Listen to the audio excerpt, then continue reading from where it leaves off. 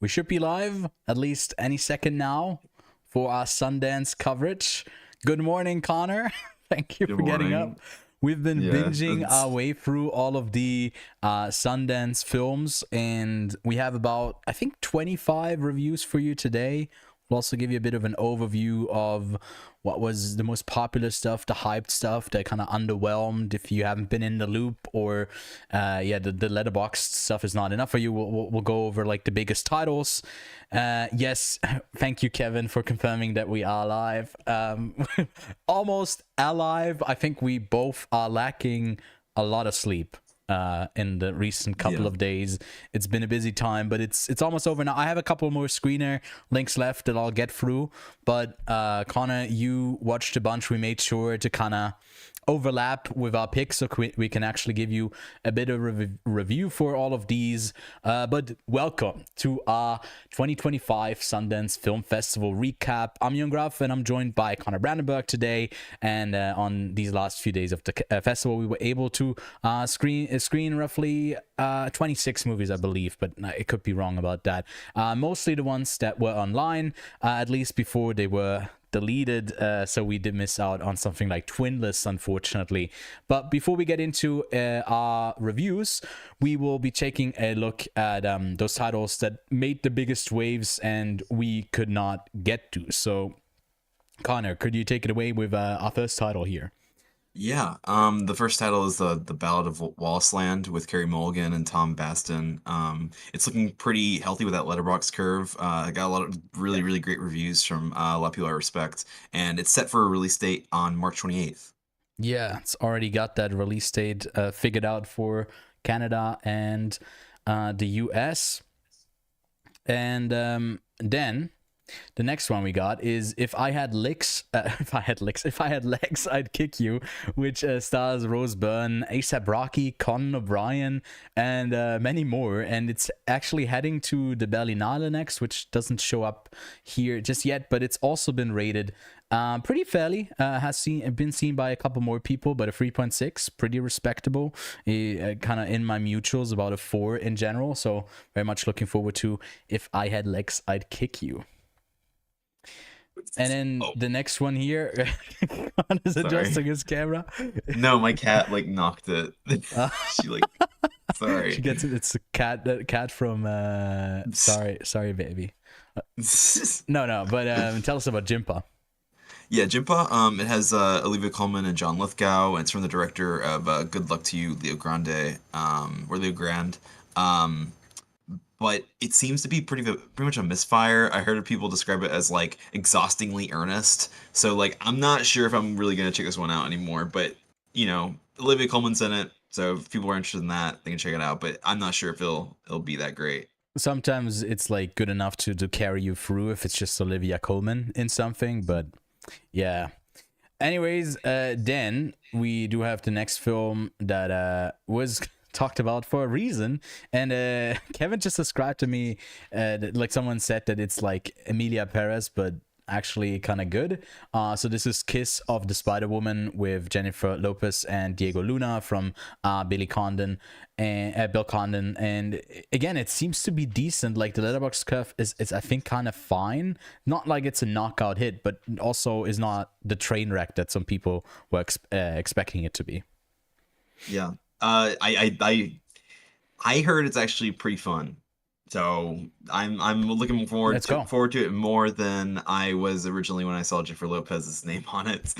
Yeah, I mean that was my reaction when we went over and just had a look at like the schedule for, or like the lineup for this year's festival. Mm-hmm. But then we also have Last Days.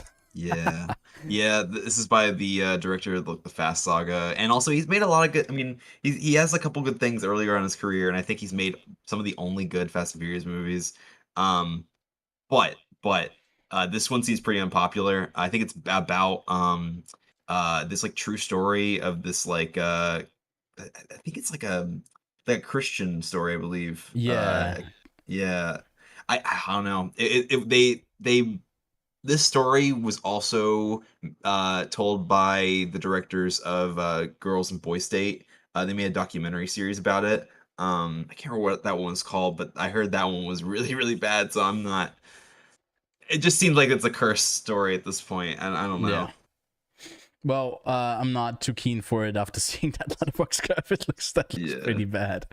And no one that we've known have actually like seen it, or at least on my mutuals. Then we do have Lurker, which is about a retail employee that infiltrates the inner circle of an artist on the verge of stardom, and it got pretty decent reviews overall, like averaging out on that 4 for most of them.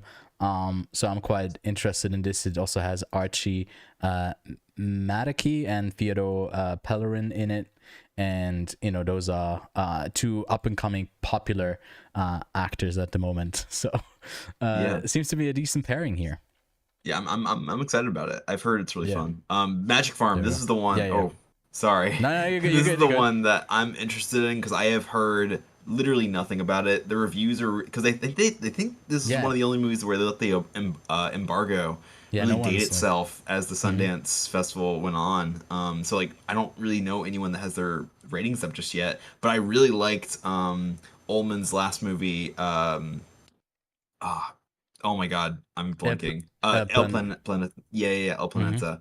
I really, really love that one. It was kind of like a Noah Baumbach esque, like, coming of age story for adults. I really enjoyed that one. Doesn't seem like you enjoyed it. No, no, Um, no, I wasn't the biggest fan. But it but also premiered at Sundance, like in the virtual year there. yeah, it looks good though to me. Mhm. Magic Farm looks good. Um, the one I am really looking forward to though is the next one, Middletown. If you could take it that Yeah. way for us. I mean, you just said that you know the directors of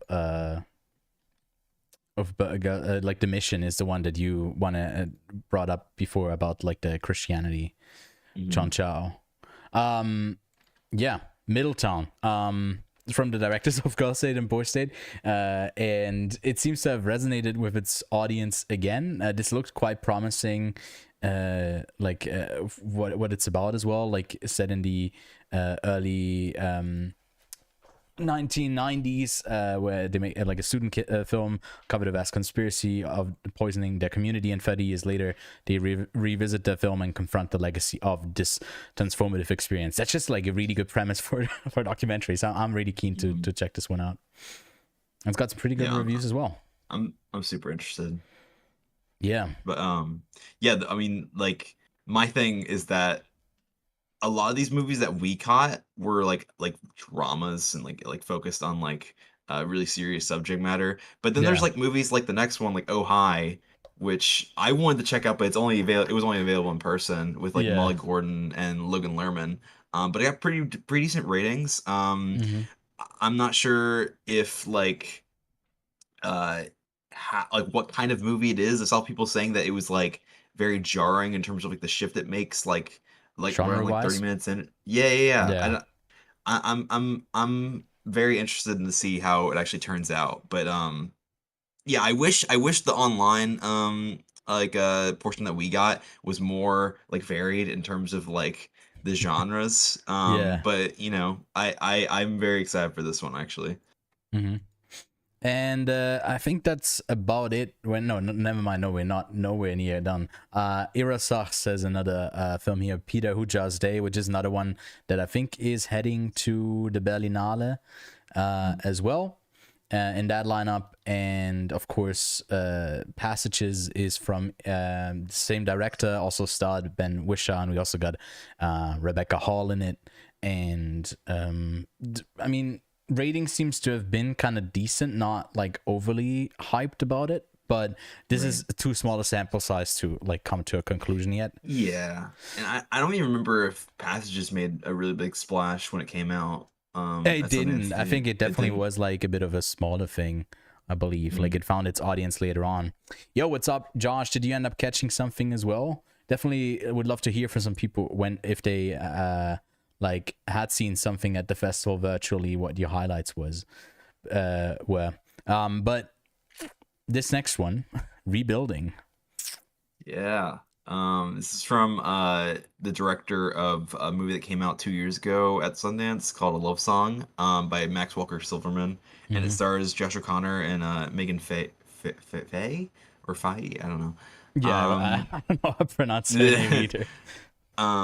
but I am really anticipating this one. A lot of people connected to this one specifically because of the connections of like the wildfire in the movie and the wildfire actually in LA right now, and so like because of that, I feel like it hit a specific nerve for a lot of people. Yeah. But it seems really emotional and like resonant. And from what I've heard, it's like seems really well shot, and Josh O'Connor's obviously delivering a really great performance. Um, Yeah. but yeah, no, I'm excited for it. I mean, I'm interested already just with Josh O'Connor attached, but I like so far from what I've heard about it, it seems to have resonated with a lot of people. Keep it on your radar. Again, a lot of these we don't really see getting picked up already. Well, we'll briefly touch on that later on. But I think only like 4 bigger titles got like acquired. I assume there's like some smaller titles that maybe we missed, but like the Netflix, the Neon Day 24, they all just had their one pick and then they just kind of left. But then there's The Thing with Feathers, which is with Benedict Cumberbatch and David Fellis from Meet Me in the Bathroom director Dylan Southern, that I feel like was received alrightish, not one that had like the biggest, like the best ratings, but yeah. What even genre is this? A drama? This is the first vibe I get, is like a bit I of heard like it was horror like thriller, but yeah, I heard it was kind of like had some horror elements in it. I heard people comparing it to the Babadook. yeah, I don't okay. know. It seems weird. Which I really have no early clue about it. on, I don't think like these descriptions and sometimes the synopsis, they're not like overly accurate, and then Right. through the discourse of people reviewing it, it's better than like the critics usually do a better job, or the programmers later on for the distribution companies do a better job than early on with like festival Right. selection sometimes, to like actually hone in on what something is. But yeah, looking forward to this one. And then this is one where I tragically was very close to seeing it, but then I didn't end up seeing it. But I guess it's on Netflix sooner than later. Yeah. This one is by director Clint Bentley. He made this movie like 2 years ago, I think, called Jockey, which I really loved. Not loved. Love is probably a strong word for me. I liked it, and I think Yeah. the strongest aspect to me was the Magic Hour cinematography. And I thought like he had a lot of potential, especially a lot of like Malick-esque potential in terms of like just channeling a lot of Terrence Malick's kind of energy in his films. And I think from what I've heard, Train Dreams really capitalizes on that. Yeah. And Joel Edgerton and Felicity Jones, Kerry Condon, William H. Macy, just like some great actors in this. Yeah. I heard it's really meditative and beautiful and shot beautifully. I just wish that you were able to catch this one because it was one of the last ones they removed from the online section. I think we're the online section. I wasn't It able to was. get it, but it Yeah, was it in wasn't the critics online. section. Exactly. Yeah. And I did have access to that, and then we literally like booted it up and it was like it's not available anymore without an explanation. So that was heartbreaking. But Right. I guess we can expect it probably in fall or maybe later in the year on Netflix, but keeping it on our radar. And then we also have the Wedding Banquet, which for some reason I didn't have pulled up. I already have the deals over here. There we go. Well, I guess I had the thing for that it got bought. I do have a bit of a conspiracy that Netflix is behind like taking it down, but there's no I got Honestly, no I basis. wouldn't doubt it. I wouldn't doubt it. So but yeah. The Wedding Banquet from the director of like Fire Island, and we also got Bowen Yang in it, Lee Gladstone. I don't know if this is completely my vibe. It feels like the letterbox curve is once again flipping us off, but so far I think the like most people actually like this one, but maybe it's a bit more like either hits or you don't like it type movie. Yeah, I mean, it seems fun. I think that's my thing is that like a lot of these kind of movies that premiere at Sundance, like usually all you can like glean from them is that they're fun, and you can't really like get much else from the critical reception of it because it's like you Yeah. know this seems like the kind of movie where if you're watching a bunch of really like um intense like movies, like if you're watching like I don't know, like what we'll talk about later, like Sorry Baby and like Perfect Neighbor and those movies that have like pretty heavy subject matter, and you mix it with this, I imagine it's a pretty fun like I had that deviation with a from all that. movie literally where we watched like the second or third movie was a lighter one in tone, and it was by Mhm. far my favorite at the end of the day. Uh, Right. but yeah, I mean that's pretty much all of the notable films I think that just stood out to me. Maybe I'm missing some. I guess Opus also was here, Yeah. but then that one already has like a rating as well. Because a Mhm. lot of people have already seen it. It seems to have been one of the most sought after actual like in-person screenings, where I assume a lot of letterbox people were also there because it's IO Debris. But I think I think I think most of it was just that like I heard people saying it was really similar to The Menu, right, okay, and I'm not yeah, sure in a pretty positive light for that, but fair. I mean, um, the ratings for is that like aren't great. Really not yeah. that good. So yeah, I don't know. Not too promising. It's not looking too promising. But yeah, I think that is it for all of the ones. So hopefully we'll get to cover the festival a bit more extensively next year when we do have that actual like accreditation, because each time we are considering, okay, are we getting one of these movies, we do have to spend like 35 bucks per ticket, and it just like racks up real quick, even if there's interesting titles on the online only version.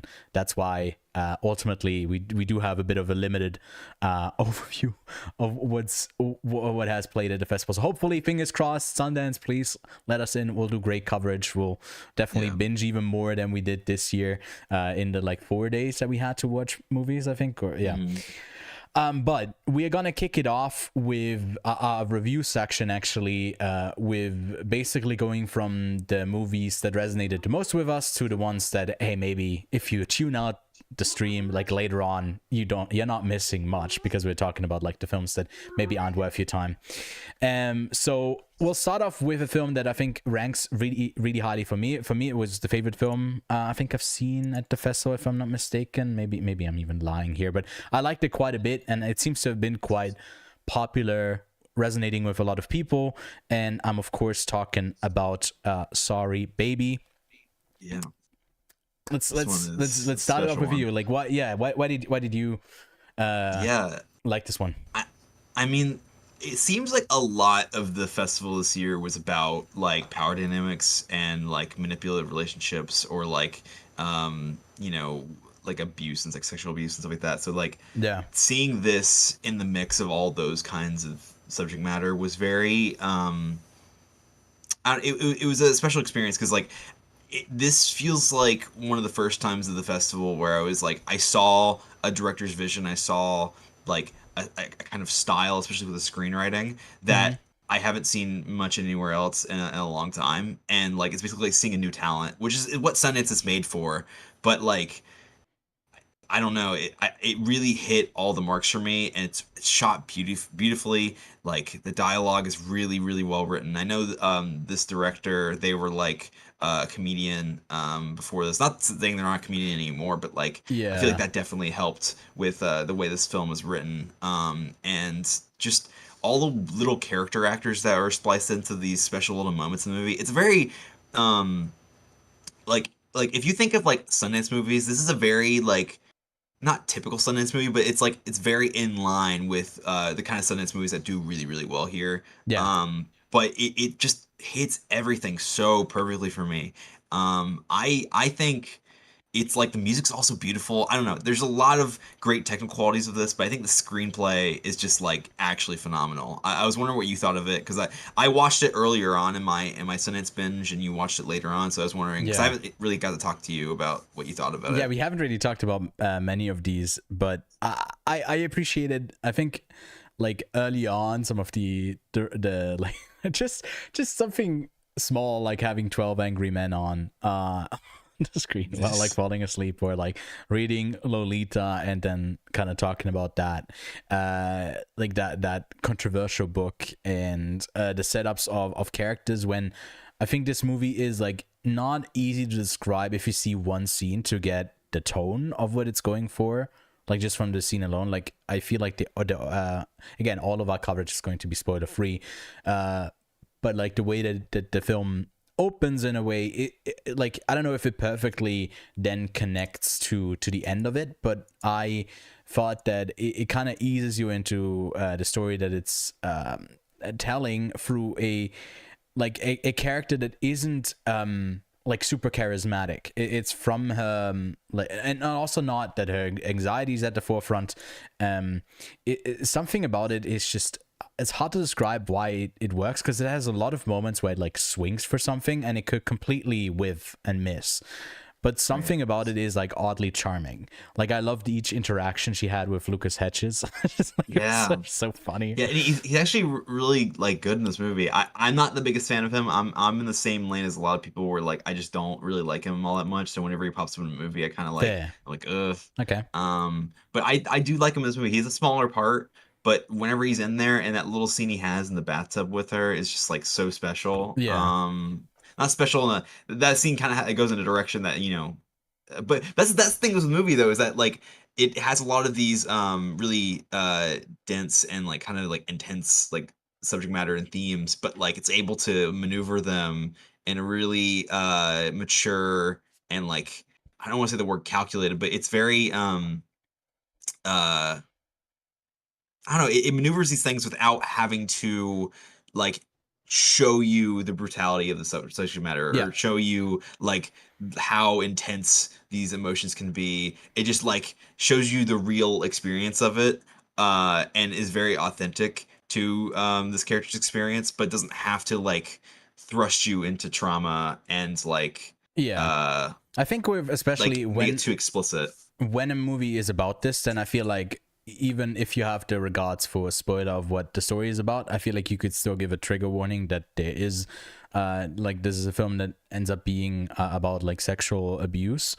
and I think the way that it goes about showing that part of it is really really good. I think it works so much for the character that like I feel like she doesn't completely know how to react in a lot of moments, and then to have such something happen to her that is something being like done to her that like she has even less agency over when she, like I don't know, that to me is like a really interesting character.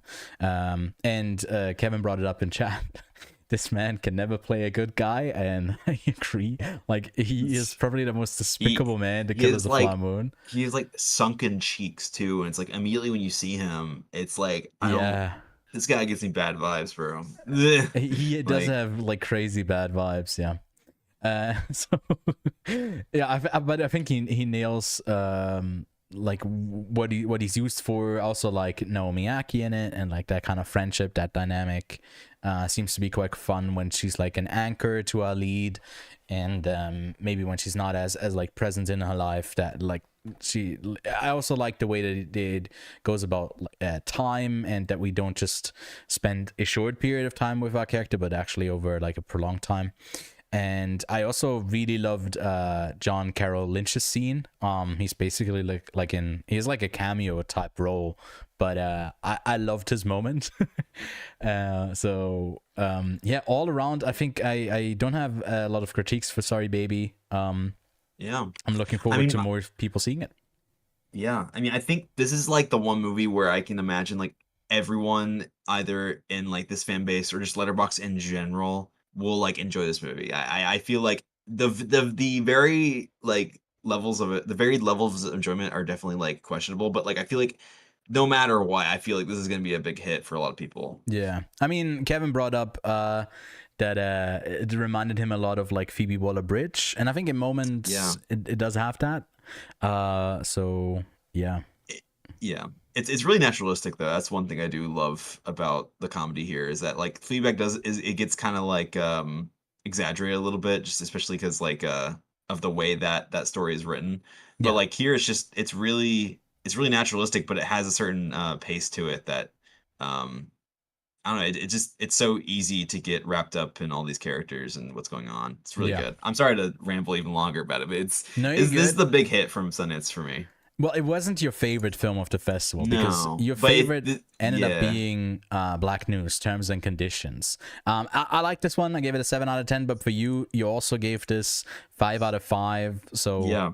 tell me This about it. this one hit so well for me. So this is my most anticipated of the fest beforehand, so I might be a little biased. Khalil Joseph is like he's been working with a lot of different artists.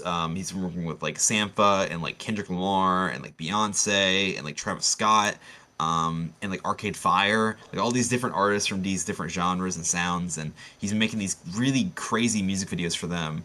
And in his off time as an artist, he's been making this exhibition, or it's like exhibition project called Black News, which is basically a collage of different media and art, like that's from like black media, and Hmm. he's really focused on the black experience and like the black body, and just these different historical and cultural significance, significant like objects and stuff like that. He's just a very interesting guy, and when you hear him talk about it, he's obviously so passionate about it. And he's been working on it since 2017, not this film, but the actual Yeah. project himself. So to see him tackle it in a film format, or at least in like a video essay kind of, it really becomes something entirely new that I've never seen before. Maybe I can compare it to like something from like Jean-Luc Godard, like his kind of documentaries he made back in like the 80s and 90s, where he like would break form and break genre to show like different points in these films. And with Khalil, he like very very intentionally keeps making every single section of this movie feel so different than the other. Like he has fiction elements of it, he has like stuff that he shot like music videos. He has like this sequence where you're following like a fictional version of W.E. Du Bois, which Hmm. is like a very weird interesting element to it.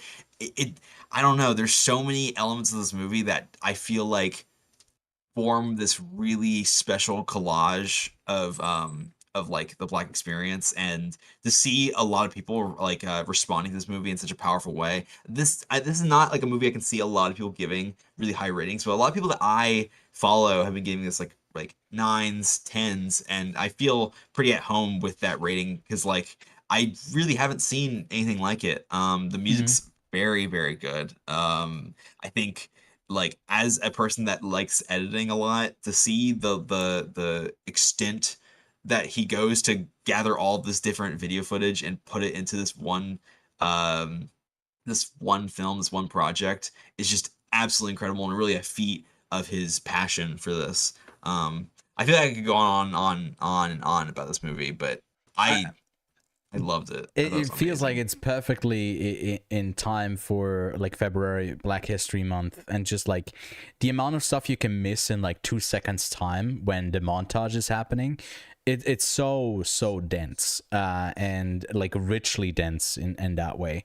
I found it quite fascinating. I think I was, for a large chunk of the film, I was quite overwhelmed, I gotta say, because Right. like it has so many different like styles and the way that it tells the story, and like basically just text layered on top of video, and then again, like you say, a recurring kind of, not even narrative beat, but like a same character that is like commenting on stuff. A lot of the dialogue, when we do have dramatic scenes, are performed in a way where maybe you could see it as stiff, but it's almost like they are doing not slam poetry, but they're just like reading, Right. it's almost like they like poems, the way that they say just dialogue. And I think it's one of those films that, like, for some people you would have to start it like 5-6 times to Yeah. maybe get in the right mindset, and then it's like a really easy watch. But if you're not on the same level, then I feel like it's one that you could just kind of revisit. But I thought it had so much that definitely went over my head as well. And I was quite surprised. Again, I didn't have anything going into it, knowing nothing about Khalil Joseph, and I liked it. I couldn't say I loved it because I feel like I missed too much to actually just like say that I loved it, if that makes sense. Right. No, I mean, I get that. It's not for everyone. Definitely isn't for everyone. I feel like it really hit a chord for me in terms of like the kind of documentary and like experimental film I really enjoy. And plus, I'd been Yeah. following this like project since like it was like an exhibition. So I don't know. I was kind of primed for to like this movie, but I totally understand that. Mm. Um it but yeah, I mean, I feel like the next movie in terms of like documentary film, this is the one where I feel like we both met on a pretty equal playing field in terms of both like just Yeah. loving this movie. Loving's probably not the right word for the subject matter, but you know what I mean. Well, it was so Yeah. well made. It's basically like it says here in the synopsis: a minor disagreement between neighbors in Florida takes a lethal turn, with police body camera footage and interviews probing the aftermath of the state's controversial stand your ground laws. And I don't know about you, how much you knew going into it. I read the synopsis, so I knew that it's going to take like a darker turn, and I thought that it was going to be a movie that is more focused on like body cam footage, like the police's handling of something, but it feels to be a bit more about the shortcomings of certain laws that just kind of enable a behavior that extends into like everyday interactions between people that can turn ugly really quickly because the groundwork is given to you to basically act out. In yeah, I don't know. This movie was incredibly, like, this documentary was incredibly heartbreaking. It's just the frustration that kind of builds up as well, and the way that it's like constructed with the body cam footage, and basically just seeing most of the film through that. It Mhm. never took me out of it. Obviously, that's the limitations of it's not a narrative like choice. That's the only footage you got to tell the story. And then I was kind of surprised how much footage of it is all out there to like neatly kind of construct this and assemble the story. I was blown away by it. This is going to be, by the end of the year, probably going to still be up for me as like one of the best documentaries of the year. um Yeah. so I mean, it's pretty incredible. I think in terms of like talking about like the editing from the last movie from Black News, the editing in this movie is so powerful. There's no narration. There's no yeah, like yeah, voice controlling the narrative. This is just like sounds from the actual recordings, like people talking in the background of all these surveillance footage, and like the body cam footage and all these different kinds of mediums. Like it's blending all these different kinds of like surveillance and like body cam footage. Like it's so, I don't know, the access that this filmmaker has to all this different footage is just so.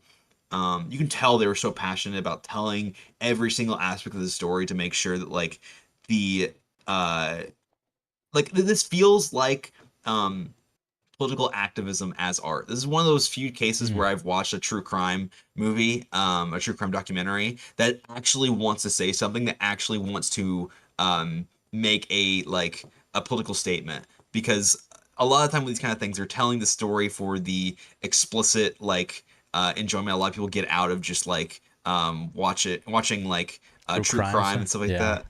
But here it's like, no, this movie is not enjoyable. It's not trying to it's trying to make you angry, make you emotional, but in a way that this story is so it's so disturbing and so horrible that it's like this country let this happen.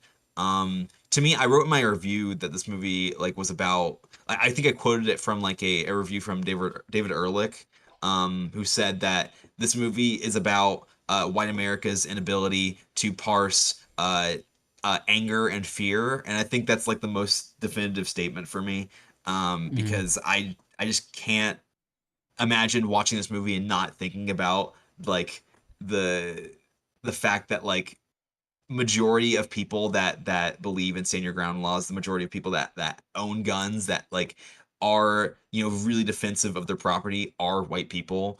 Yeah, there's And also a yeah.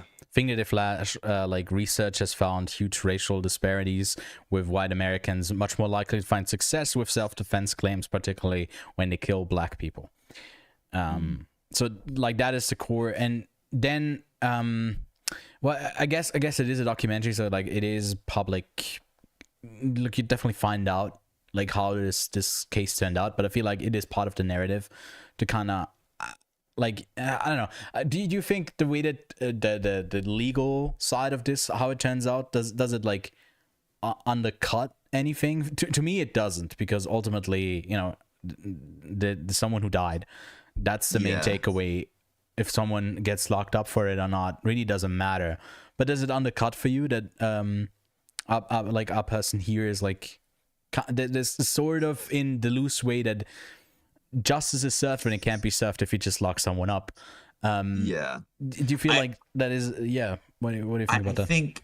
I think the fact that the story even happened, no matter the legal like outcome, to me, I still think is pretty like powerful and impactful, because no matter what happens to this person, this story still happened, and the person that did it still believes in the stand your ground laws, and that's why it happened. So I feel like it still is very it doesn't ruin it for me at all. But for me neither. I was just wondering if, like, you know, if the tragedy needs to extend so much further, where like there's nothing that you can get with it. But I feel like that's not what the movie is ultimately concerned with that much, because it is more about like the trouble this causes. And it would have been a harder punch to say, look at all of this evidence against a person and then nothing coming of it. Right. But yeah, I found it just really heartbreaking, the amount of interactions that I guess the police also ended up having with that community. So definitely keep it on your radar. I assume it's going to play at some upcoming documentary film festivals, and it's definitely worth your time if you are up for it, because it is quite a heartbreaking documentary. Great. Next one, shifting tones quite a bit for this next one. Yeah. So I like this a bit more than you did, I think, but I guess not much. We gave it the same rating here, but I don't know. Have you seen the last movie that Albert Burney made? Yeah, Strawberry Mansion. Yeah. So I like that movie a lot, actually. I like it. I don't love it. It was like one of those crazy films that I mean, some of the imagery just kind of is pretty, like, it's pretty similar in this next one, but this one's a bit more colorful, great production design, just having a vision for what you want to do. And then in Obex, it's about this guy who lives a really secluded life, has, like, as you can see here in the poster, a like free stacked TV where he watches stuff, and then one day he plays a game where he like basically sends in his information, and is sends in information, and then that kind of puts him down on a road of whatever the fuck, I don't know. It's really out there. It's hard to describe, really. I mean, this movie does deserve to be in the next section, like it was. I will say Black News, Obex, and then another movie we'll talk about that you didn't like very much are in these like the next section. To me is like the craziest place to go for Sundance. Like, I love the next section. And this movie is like the peak of next section. Like, you definitely can tell why the people at Sundance like thought this movie deserved to be in this category. The way it's edited, the way it's like the sound design is like so eerie, and like I love the music too. Yeah, the music's so good. I mentioned this to you when we were talking about it, but like I don't know, I don't think you listened to the band, but the one member of Animal Collective made the music for this, and it's really so beautiful. There's pieces that they play later on in the movie where they're I'm not gonna spoil what happens, but like the movie does a dramatic shift in tone and genre and everything. And the music that plays during it is really beautiful and emotional, and I don't know, there's so many bits of this movie that are stuck in my mind that I can't stop thinking about. There's this one bit that I think you sent me a text about when you were watching it, the bit where he's singing My Car.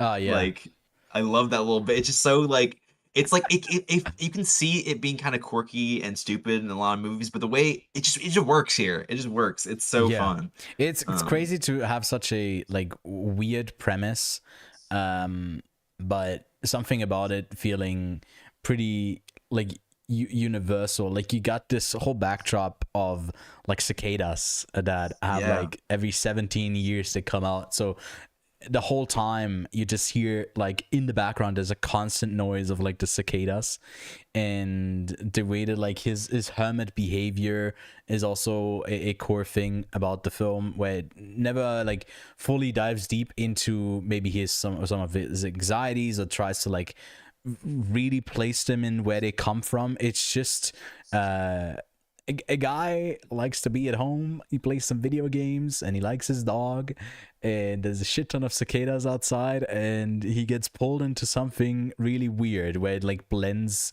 the sort of reality it sets up like multiple times. It's like, what is going on? And it's the perfect time, kind of like you say, like it's the perfect type of movie to be in next. Like this is what I want to see. Like the type of like black and white cinematography it's got in here is like so stunning. I was like blown away by a lot of the looks in this. I thought it also to be in moments pretty like moving, but also like funny. It kind of had a bit of everything. So Yeah, it's a great it's time like a with mix Obex. of like a bunch of different genres. Yeah, Even like one genre that I won't mention that like was the total genre shift I'm mentioning. Like yeah, it's crazy. It's crazy. I think this movie is so much better than Strawberry Mansion. And I yeah, think the technical aspects of this are just so well done for how like low the budget I imagine it was. Like the moments where like you mentioned the cicadas, the moments where like they do like the speed like where they film the cicadas actually like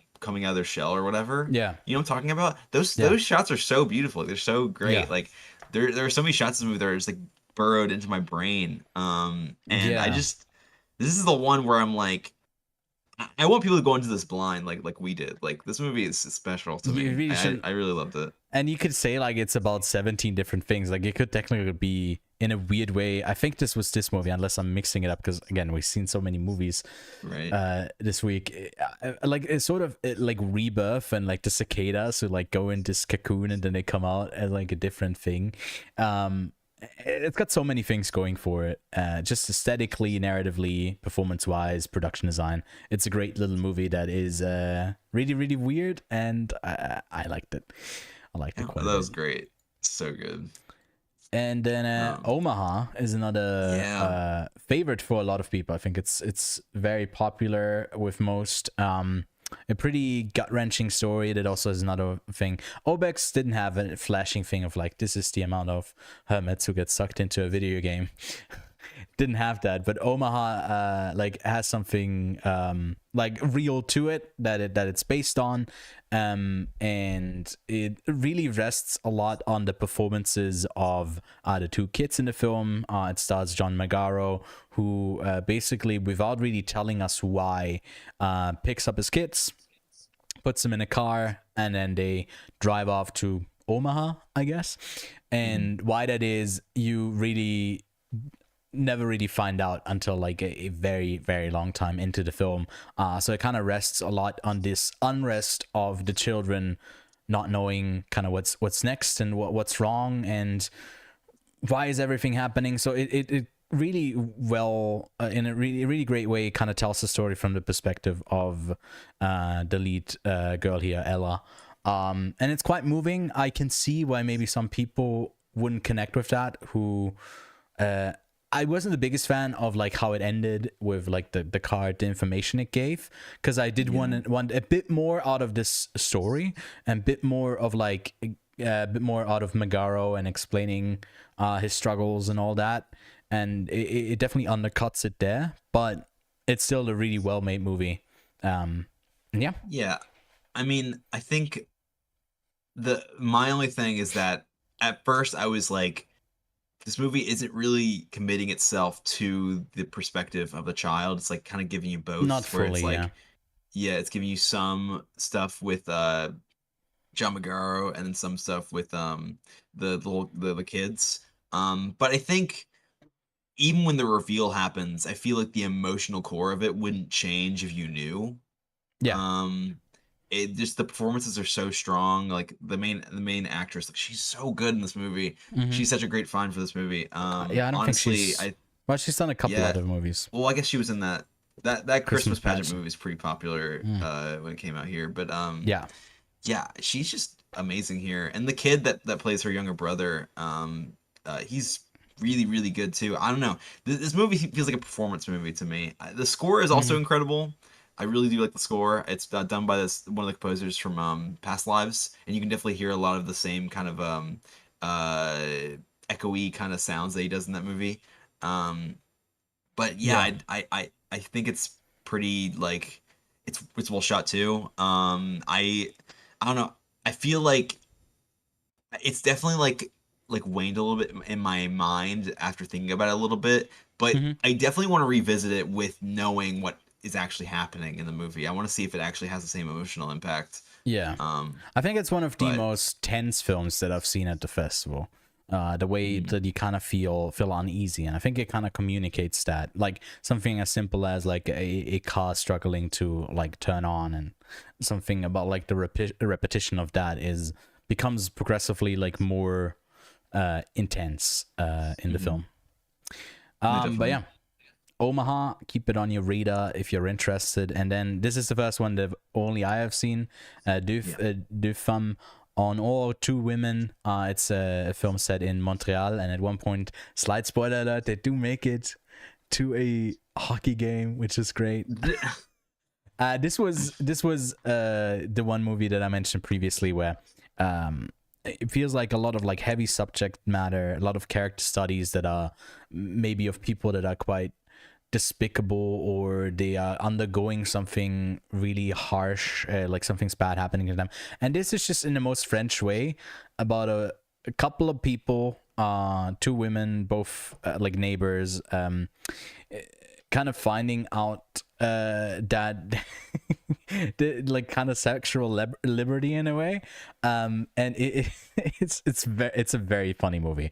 It's such a great time of it. It's like the amount of times this I don't know, just cut to like another bit of them hooking up with someone in a way was very funny. Like the way that they go about that. I'm trying to stay clear of like not, hopefully not spoiling anything.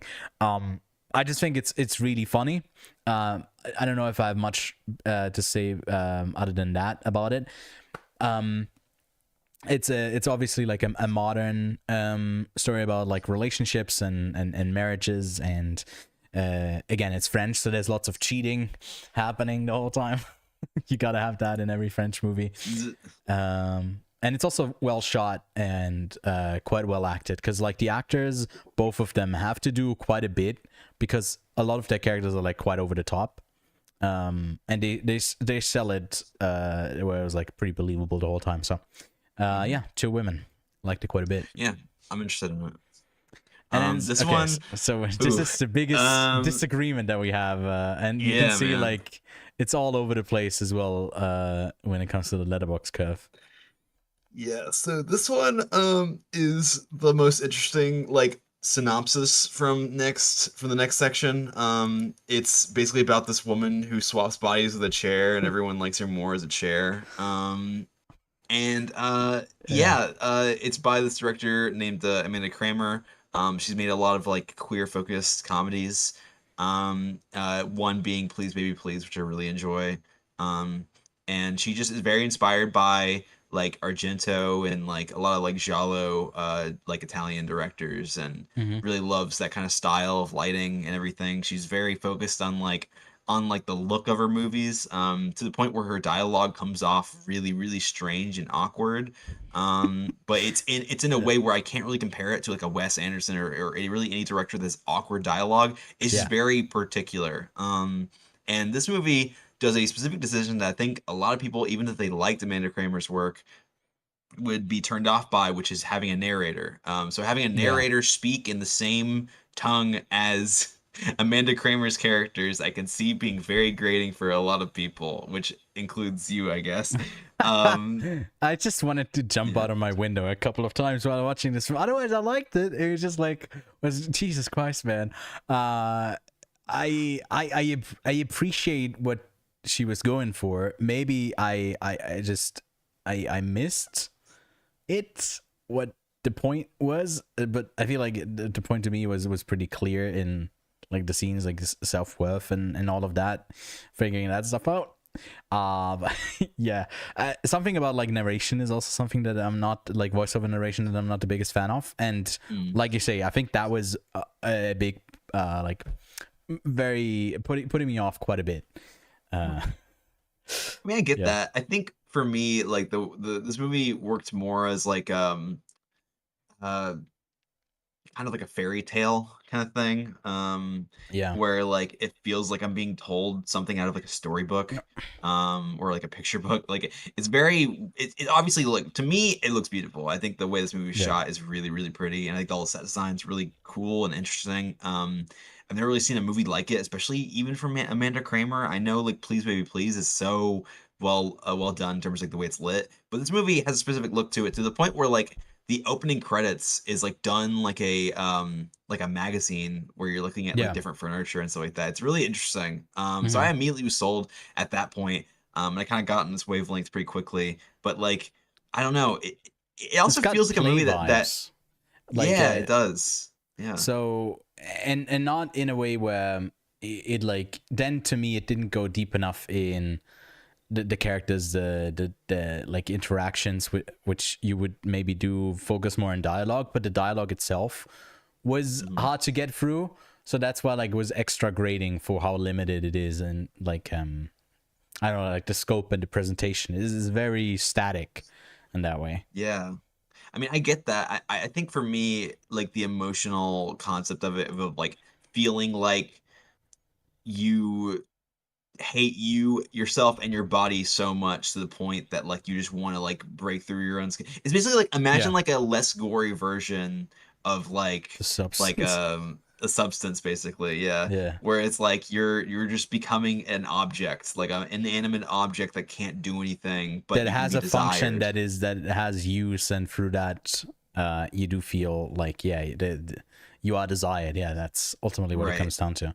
right. Also, there's another character in this that takes a Mamadou Ati, who takes a quite a I feel like he's a co-lead in the movie, because Mhm. our lead becomes a chair, so she's not really doing much. She's And literally a chair. she's just like She's just like laying down. like with her eyes open the entire time. Yeah, so you need someone else who does basically the desiring part, uh, and I think a lot of it is essentially just like pretty potent allegories for stuff. Mhm. But I just wasn't sold on it. Yeah, I mean, Uh, I totally understand that. I think there's one particular scene where like there's like there's like a love scene. I'm not gonna like go into because I don't want to spoil it. Do you yeah, know what I'm talking about? I know what you're talking about. Yeah, no, that one's Like crazy. that, the way that scene is shot and edited, to me, is like, I actually really really love that scene. That Hmm. scene honestly is where it sold me fully for me. The way it's edited and done, it's just, I don't know. I thought it was kind of beautiful, but like in a way where it's like I can see someone just hating and despising this entire sequence. Um, Yeah, it's definitely a divisive, probably the most divisive movie from the festival. If I've had to say, I don't. I believe that would probably be pretty accurate. Yeah, I'd assume that. I mean, literally, the person I watched some movies with, Luca Bruno, he hated this one. It's a bit all over the place where people rate it, but yeah, I mean, if it sounds up your alley, and from what you've told me, like if you enjoy Amanda Kramer's other films, and you can get over that like voiceover narration, then it might be something for you. Mhm. That's just, Uh, next one, we have Serious People, which is okay. So from the description, I think you said this, like from the description and what this movie actually is, I feel like you maybe don't get what you expect, but no. it's about like Pascal and what's his co-workers, is it Miguel, the one who works Yeah, with him? yeah. This we So go. those two are music video directors, and also music video directors in real life. So it's this kind of weird blend of the story that it tells, and then it's about him becoming a father. So his girlfriend, who to me was very funny in like the way that like her character was so funny to me in the way that like she demands stuff and she wants something because she has like the typical, I don't know, to me like the LA thing of like spend more time with me, like the really dragged out vowels the whole time. Right. And so to fix his work-life balance, who's very demanding when they have a big client coming up that wants a music video done, he tries to hire someone else to replace him on set, and basically also just to replace him fully in his job. And it just gets really bizarre. Yeah. Like this guy maybe Like, isn't the best fit, and then it's funny at times, but also sometimes it also really doesn't work, and then it just kind of drags. But I was entertained by the film. I ended up giving it yeah. a positive rating I here, but I thought it was going to be a documentary, if I'm honest with you. Like me the way that it too. was advertised, and I Yeah, was like, What the hell?" Because when it first started and it had this like static shot, I'm like, "Okay, this is like a documentary of him like documenting his like life with his partner." But yeah, no, it just ultimately it becomes a fiction piece, which I did not expect at all. I mean, the co-director of this movie, Ben, I can't remember his last name. He made this movie called The Years of Darkness, and that's a really great documentary that came out last year, or the last year of Darkness. Sorry. mm, It's a really great documentary from last year, but this is not a documentary piece. So I think they just wanted it to look like a documentary, especially yeah, in the way that it captures these really authentic moments, but to like showcase the layers of like fiction that are going on. Especially considering I think his partner's actually pregnant in the movie. yeah. So it's like he's actually making this movie about his partner being pregnant, I mean like that. doing a job while like Yeah. There's another documentary that we'll talk that is a bit lower for us that also has that thing of like an underlying real thing that is definitely like that's Dead is a story about that, like that's the core theme, but here it is, I think, blending the reality with, I guess it comes off pretty authentic because it legit is authentic in parts, but then you also are questioning, okay, where does the line begin and end? And then the guy who also comes in to replace him doesn't work 100% in the times where it is supposed to be like causing problems. To me, that sometimes feels quite forced. And when the yeah. comedy is supposed to come from there, it's just like, okay, get through. You're just exaggerating now. Okay, we are escalating. And to the point where it escalates too, I wasn't the biggest fan of. Obviously, they did want to have a big moment there, and I think that's definitely Yeah. going to be part of their marketing as well It later came on. out of But nowhere, like to me. Like I really didn't yeah, like where it went. And then like it has this like moment where it's trying to be really like immediately um devastating to these people's careers. And it's like yeah. it's just like it feels so forced. Like what? Like I don't know. It does feel a bit like it's coming from a music video director who doesn't, he's interested in Yeah. like, okay, where we end up, but maybe the everything in between isn't as like neatly constructed, but it's pretty entertaining still. And we both gave it like a 7 out of 10. Yeah. I thought it was pretty good. Yeah. And the next one is another one I do still have to screen it for this, but it's you're the only one who's seen it so far. So tell me about Cactus Pears. Yeah. Yeah, so this is one that like Pears. Not pears. yeah. This is one I didn't really know much about. Basically, it's about this character who comes back to his village after his dad died, and it's basically him going through that 10 days of mourning that he has to stay there for with his family, and kind of reconnecting with the people he grew up with, specifically with kind of like an old flame kind of character where Mm-hmm. he had like a relationship with them when he was younger, and he hasn't really come out to any of his family members about being gay, and it's like about him struggling with the sort of uh, the cultural like internal battle he has with like his queer identity and his like parents not knowing and his dad not knowing before he passed, Yeah. and like him struggling to really reckon with that truth, while also, like I said, reconnecting with his old flame character and him also experiencing similar issues with his family and him not coming out to his family and them trying to set him up with a partner and everything. I thought it was pretty impactful, and it reminded me a lot of like works from like Kiarostami and all these like kind of old school directors where a lot of their films are like focused on really mundane, like small moments, but they expand them into these really slow, like meditative films.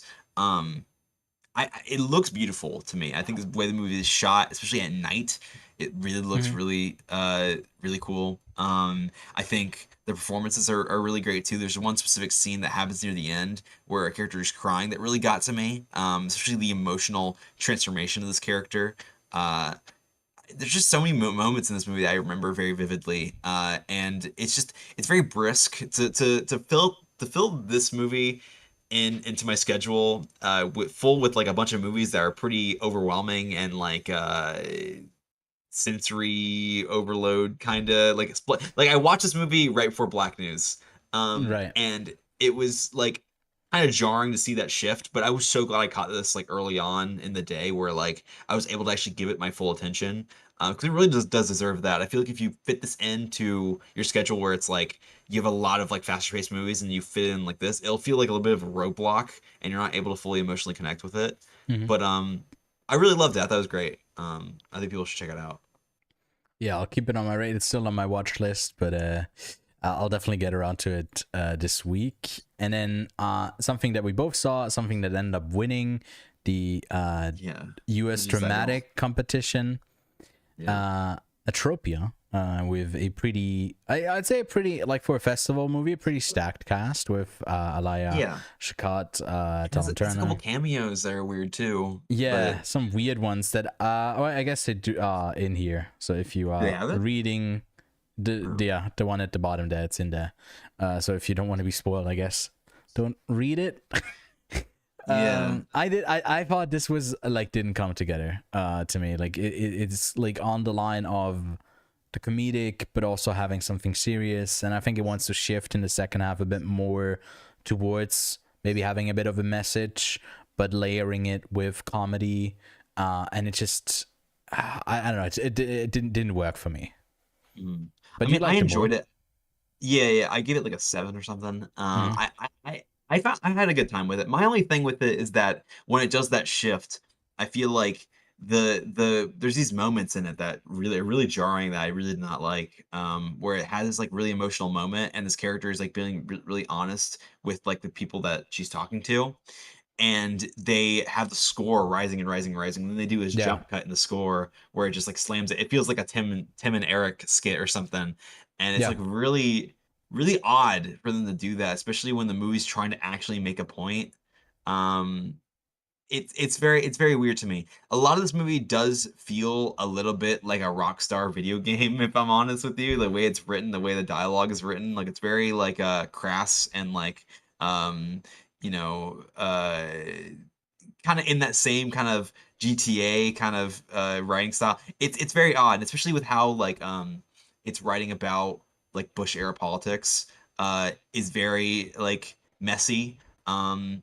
In a way where like I was able to kind of like understand what it was getting at early on, but then when it got more like into the emotional territory of its screenplay, I kind of was like losing it a little bit. I still enjoyed it. I still think for me it came together in that final moment. At least for me, I like the music is really great in this movie actually. But I agree with you. I think it's waning a bit in my brain. It's lowered in my ranking definitely Mm, as time's gone on. But I don't understand it winning. I don't understand it winning. No matter if I yeah, liked it or not, there are movies in that category, especially something like Sorry Baby, which did really well. yeah. I don't know. I just don't get it.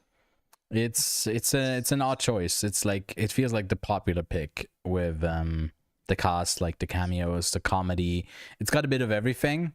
When I feel like Sorry Baby had that too, but it was a bit more serious. And I think it Yeah, this would have needed a similar-ish tone to Sorry Baby the whole time through, where like yeah, eases you in at the start and then it kind of develops a bit like deeper as you reveal more stuff about it.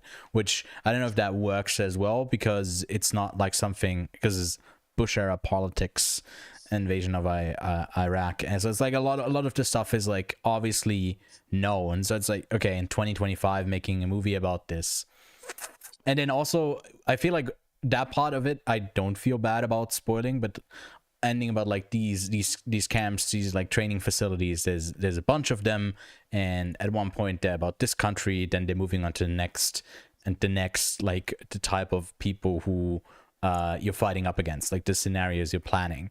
And to me, that, like, that point doesn't really, like, I don't know, it doesn't really make that point successfully. Right. No, I'm with you. But yeah, that's Atropia. Unless you got something else to say about it. Yeah, pretty much. Pretty much. Yeah. We got mad bills to pay as well, but is another one that only you caught. So tell me about it. Yeah. So this one, I really connected with it. I think part of it is that, like I said, the next section to me is like the best section in the festival. I feel like I find myself like not really like disappointed with a lot of the movies that come out in this section. So Mad Bills is basically about this this guy named Rico that basically like he is like selling these like alcoholic juice drinks on the beach.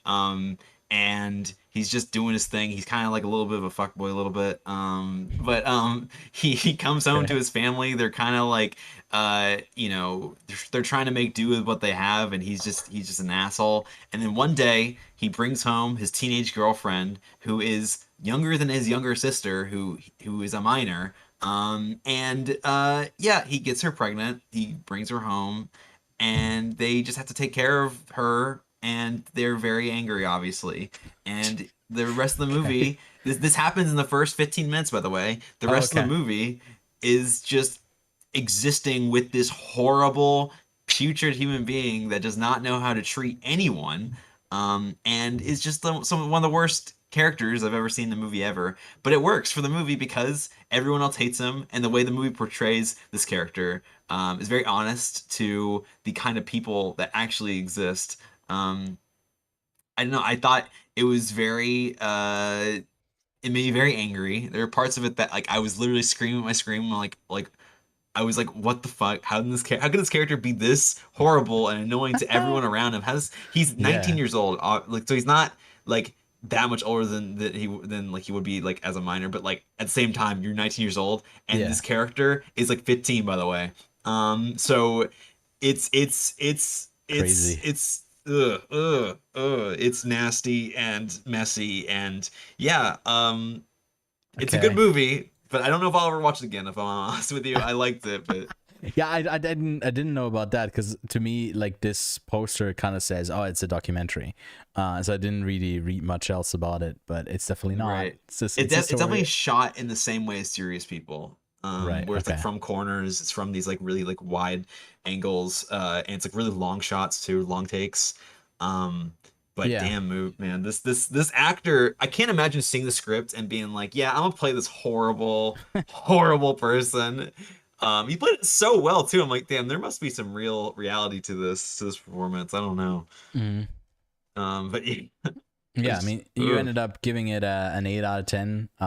Couldn't say you enjoyed it, but you liked the movie. Yeah, I did. And then we have East of Wall, which I didn't catch one. Yeah. We've been talking about a lot of films that are like, oh, this is actually not a documentary. You tricked us, and this is the same thing, kind of.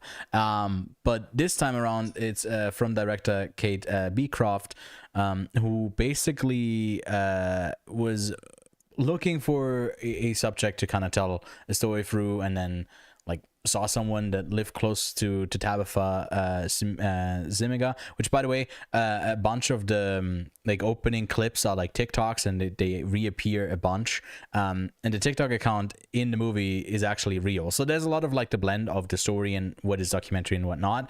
So you take the characters that are real, apart from Scotty McNairy's character, and basically tell a story about a mother who takes in a bunch of children, it all takes place, I think, in South Dakota, and a bunch of these children that basically don't have a home to go back to because their parents don't want them, or they can't like care for them, they don't make enough money, and they have this ranch where they are really good at basically raising horses, and then they sell the horses, and that's kind of how they make them income. And Tabitha has lost a husband pretty recently, and it's also like that unresolved grief that they mention here is a big part of the film that I think works quite well. The blend between the sort of reality and documentary, sometimes you can really feel when they just kind of held the camera on something, and when it cuts, it's like, okay, well, these are bigger jumps that we're making. But ultimately, I think it's a pretty decent film. It didn't move me because a lot of the performances is even hard to say it's performance, because a lot of the narrative kind of revolves around the same thing over and over again.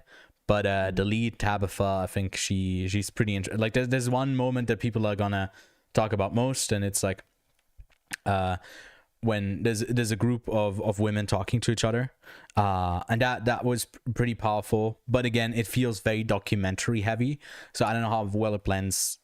Was this also in the next competition? Do you know that? Yeah, it was the next. Yeah, and I feel like exploring cinematic form is one where I feel like that's what the category is for, at least in my opinion, from the most successful stuff that I've seen come out of it. And I think this one is pretty decent. Again, not the greatest film, but I liked it quite a bit. And I'll be on the lower end, by the way, of this. Like a 6 out of 10 is probably pretty low for if you're seeking out and you're interested in the subject. I could see a lot of people actually very much resonated with it a lot. It does seem like my shit, to be honest. Exactly, Even I could see you giving like a 4.5. I could see you land there easily. So yeah, that's East of Wall, and then we got another one that only you caught. Yeah, this one is like more of a low-key drama with like Andre Holland. It's basically about like him.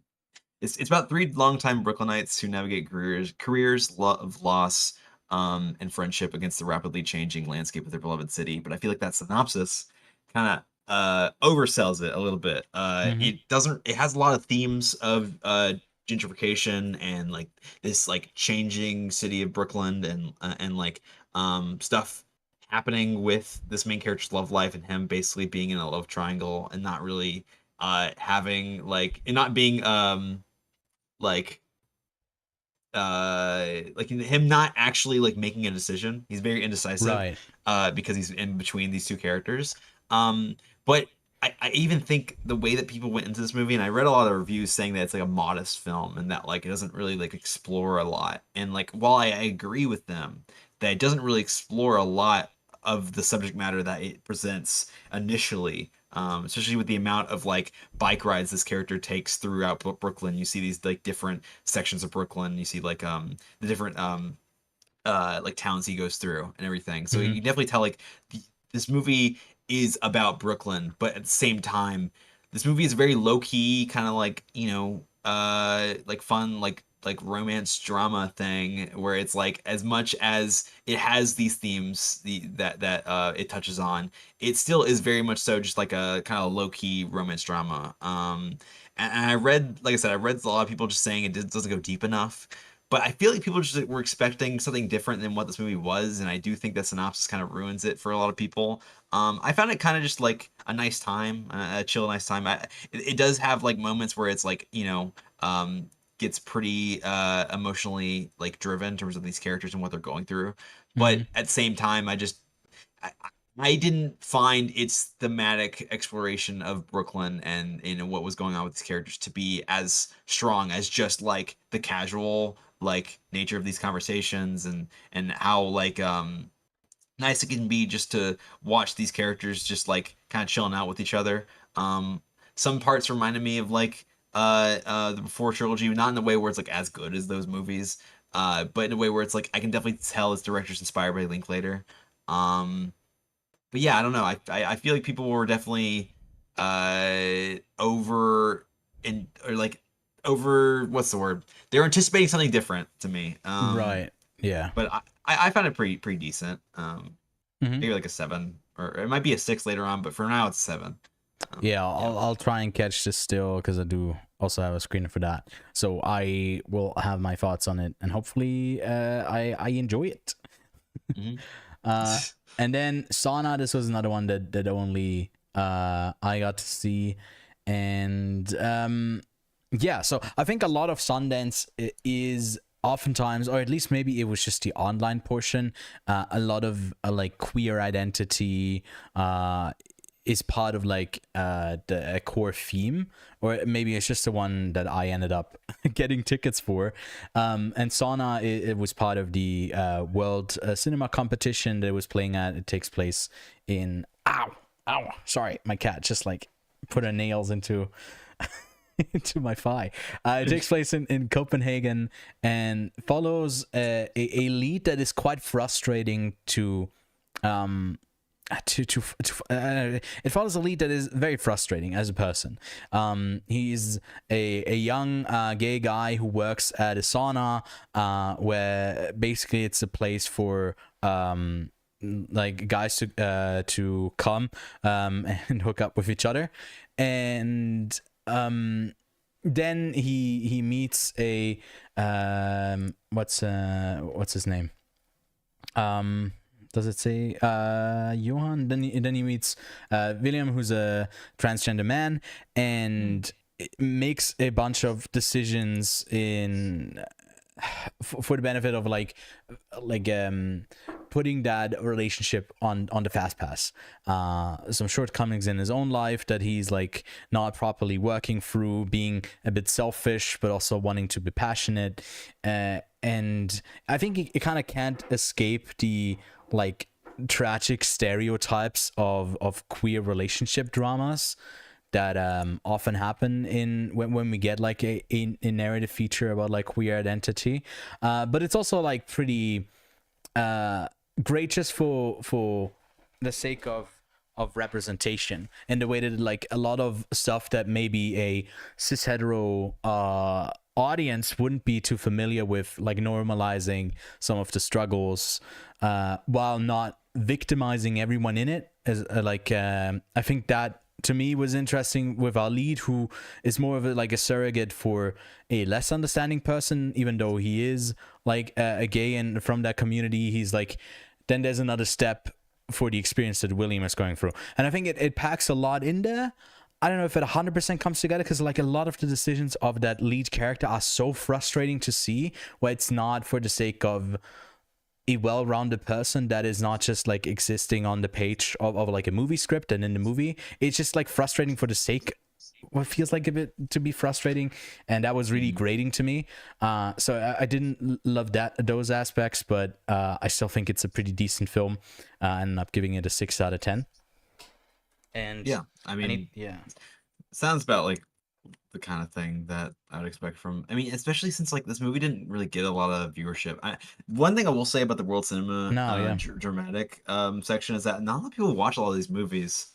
They just don't look into a lot of them, and I mean that it's, some of these movies kind of slip their cracks a lot of the time where they just never release. Like I just don't know, like something like Cactus Pears or even like this. Like it's hard to see this movie coming out in the next year or so. So like, you know, the only place where it actually will for sure play is like other. Ow! Stop it, cat! She just wants attention. She doesn't like me talking about movies for so long.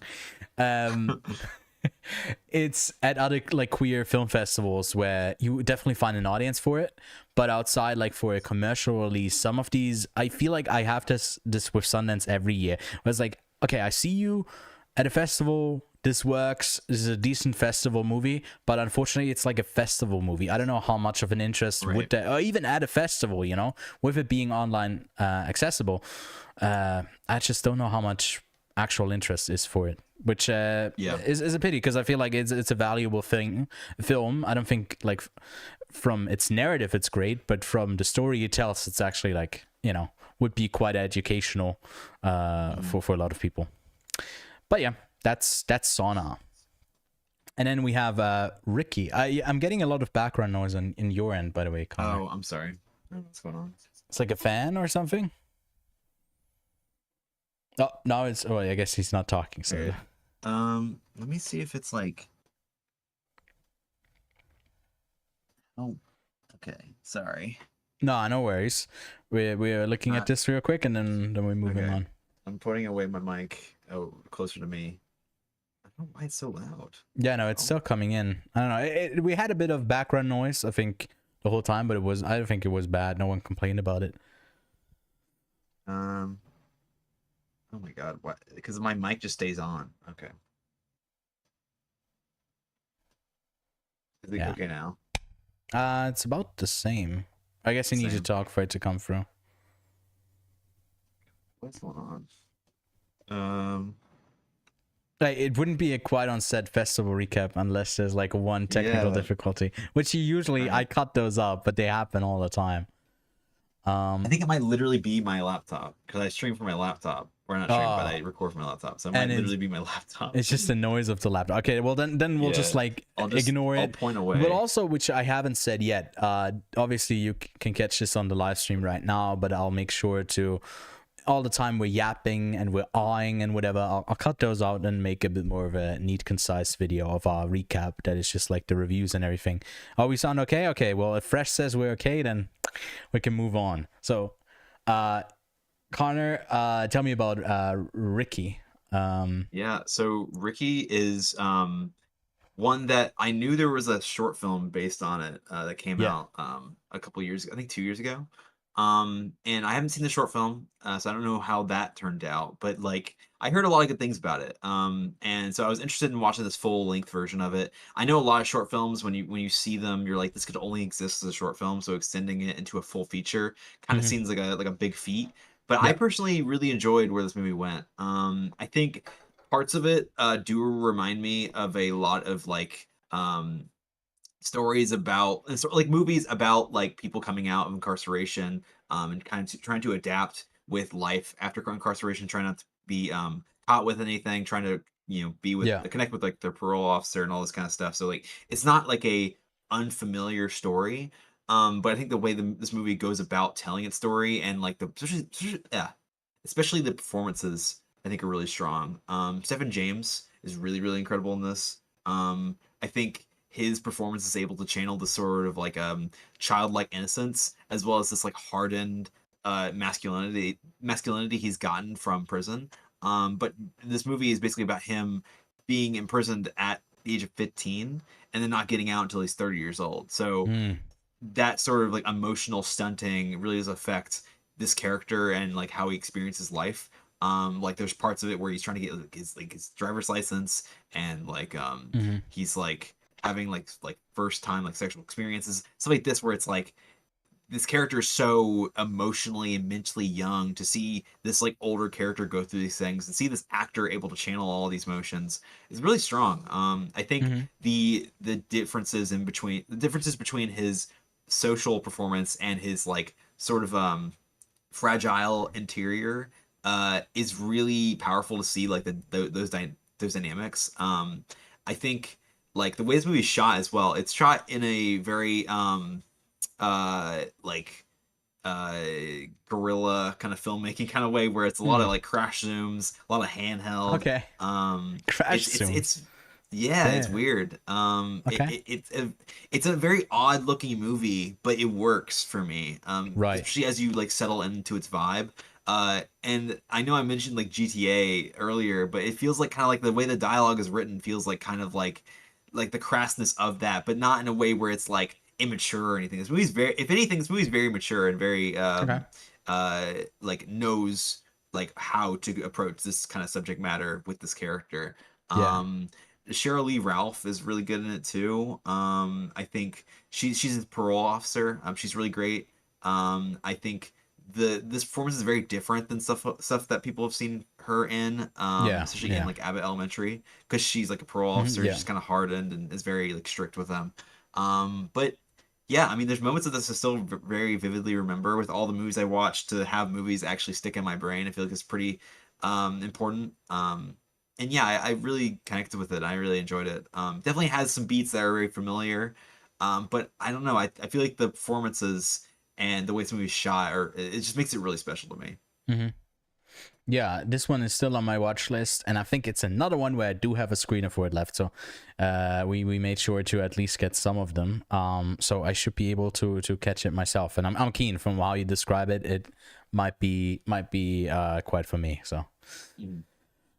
Then we have Sunfish and Other Stories on Green Lake. So this was an interesting one because it's basically this anthology story that is all set in this same kind of town over summer, with Life's intertwined around Green Lake is already misleading, because we get this kind of stories that don't particularly overlap. So the first one is with the kid that we see and hear, where basically her mom just marries someone on a whim and drops her off at her grandparents, and the vibe there is like, the vibes are immaculate, Connor, I tell you. It's great. It's just like her being a teenager, learning how to use that Sunfish boat to like sail on this lake, and it's such a, like, I didn't read the description, but it's like a girl learns to sail. That's the main part. That one gets a big thumbs up. That's a great one.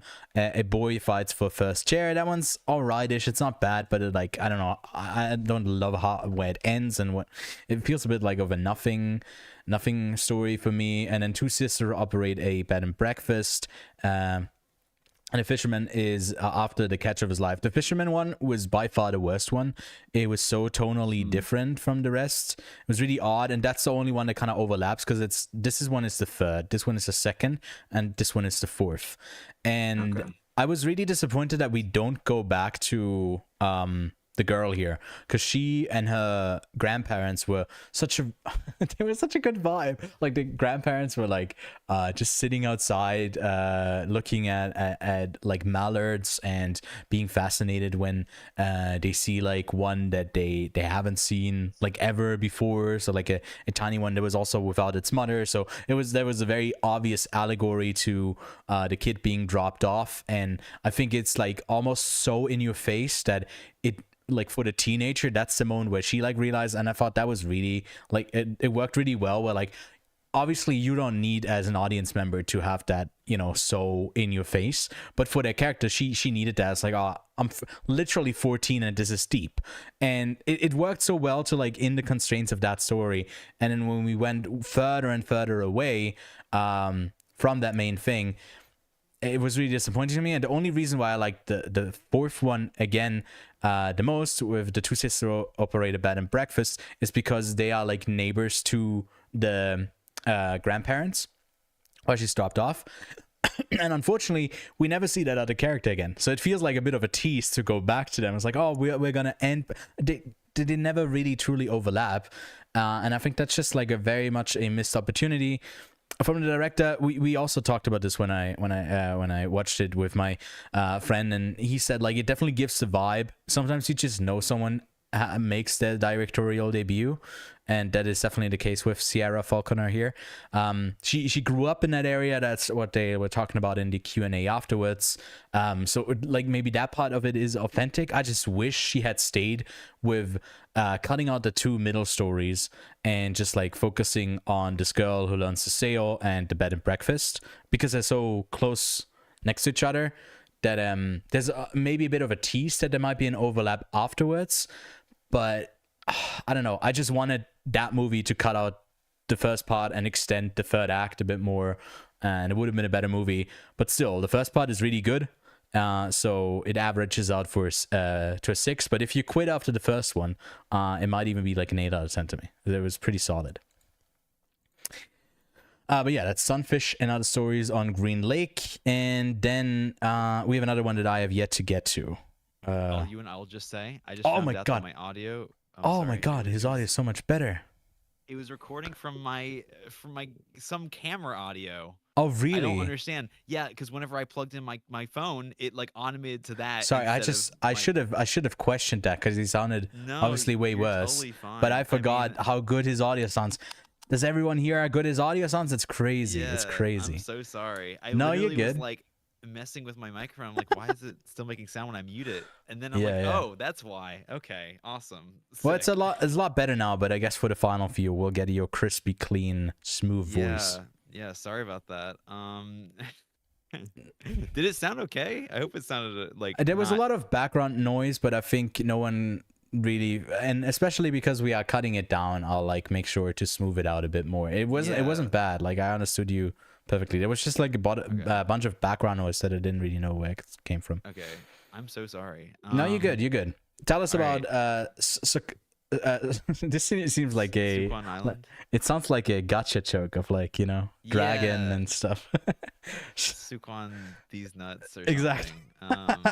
something. Exactly. So yeah, this movie, I'm kind of confused by this movie. Okay, so like when I originally watched it, it's basically about this like dad who takes his son on a trip to like stay on this island that he's been staying on for a while, and like they kind of reconnect over the course of like a couple of months or whatever, and like they kind of try to cross that bridge of turmoil that he's left since he left him and his mom. And there's a lot of like after son in this movie, a lot of like, you know, father son kind of emotional rot in it. And as much as like that is like emotionally potent, the direction this movie goes, especially in its last 20 minutes, is so jarring that like despite how like This I is might what have I've been told. invested in it beforehand, Yeah. this ending is so weird. I need to maybe read the book it's written off of, because it's just, I mean, not weird is may not the right word, because I can see this being emotionally really powerful, but the way that it's done, I can't do it without spoiling it, but like it's weird. It's very weird. I gave it a 6 because I did enjoy a lot of it, because a lot of it is just Woody Norman and Swan Arlad. They're kind of like have this like really good dynamic and chemistry with each other, and I think you know, especially with how good these actors are, and with how like good of a filmography they both have. Even Woody Norman as a child has a really good filmography. That's true, yeah. I think this movie is like it has moments for sure, and that's why I gave it a 6. And I feel like it's shot well. I think there's moments at night that look really beautiful with like this like lantern lit cinematography, as well as like this music. I did like the music a bit, but like I said, it just, that last act, it turns into something entirely different, and it's like, what the fuck is going on? Yeah. I don't even know if I could recommend this fully to anyone, but it's interesting. I'll make sure to still check it out. But I mean, if you like, if 3 from you, a 6 out of 10 from you, I can attest to that is pretty low for you. So yeah, there's something that really like I'm didn't not work like an about the end. IGN. Like I'm not gonna be like, oh yeah, you know, 8 out of 10 is like a 1 out of 10. But Yeah, like yeah. 6 out of 10 is definitely like, I thought it was decent. But Yeah. decent for me is like, I pretty much enjoy most of the things I watch. So yeah, you try to go a bit more, I think, into movies with the approach of like, I want to like this. Right. But I think I try to be like as neutral as I can, but it often goes into the other direction of like wanting to like being hyped about something. Maybe that's some like what we share there, but you can't really be neutral about it. But I mean, to me, like on the surface level, this seems intriguing, but especially like is it I guess just like a father son drama, and I'll eat that up. You said like after sun, right? So you got me there. But yeah. Then we have Plainclothes, which was this one where it wasn't available online, or was it? No, there's 2.2K. It was available online, but Okay. what happened was, in the last day that Sundance was available, a lot of people leaked the sex scenes from this movie, and so it almost got deleted. This is almost a Troma situation. It's just because the stands. It's literally just because of the stands. Because the stands saw that there were sex scenes with Tom Blythe. Yeah. Blythe. I think it's Blythe. Yeah. Blythe. And they immediately started leaking them, and like, bro, you're literally ruining this for everyone, dude. It's so annoying. There are some sex scenes. There's definitely some sex in the movie. I feel like it definitely is like less explicit than in Sauna, but there's some stuff in it. And it's about like this tension when like from the setup here, we have an officer that basically is luring gay men in a mall into the bathroom without saying anything, getting them to expose themselves to him, and then he's a witness to that, and they locked him up for it. It's truly fucked up.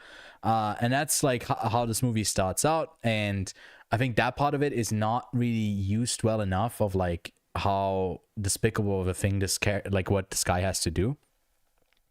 And then one of those days, Russell Tovey shows up and goes to the bathroom, and I guess doesn't do the same as everyone else. It's like a bit different, and there's some kind of emotions, and it's implied, and we quickly figure out that Tom Life is also he's also gay. So like, and he's not openly gay. He hasn't come out to anyone yet, anyone in his family. He's recently lost his dad, and it's also like about like coming out to or hiding it from his family, and a really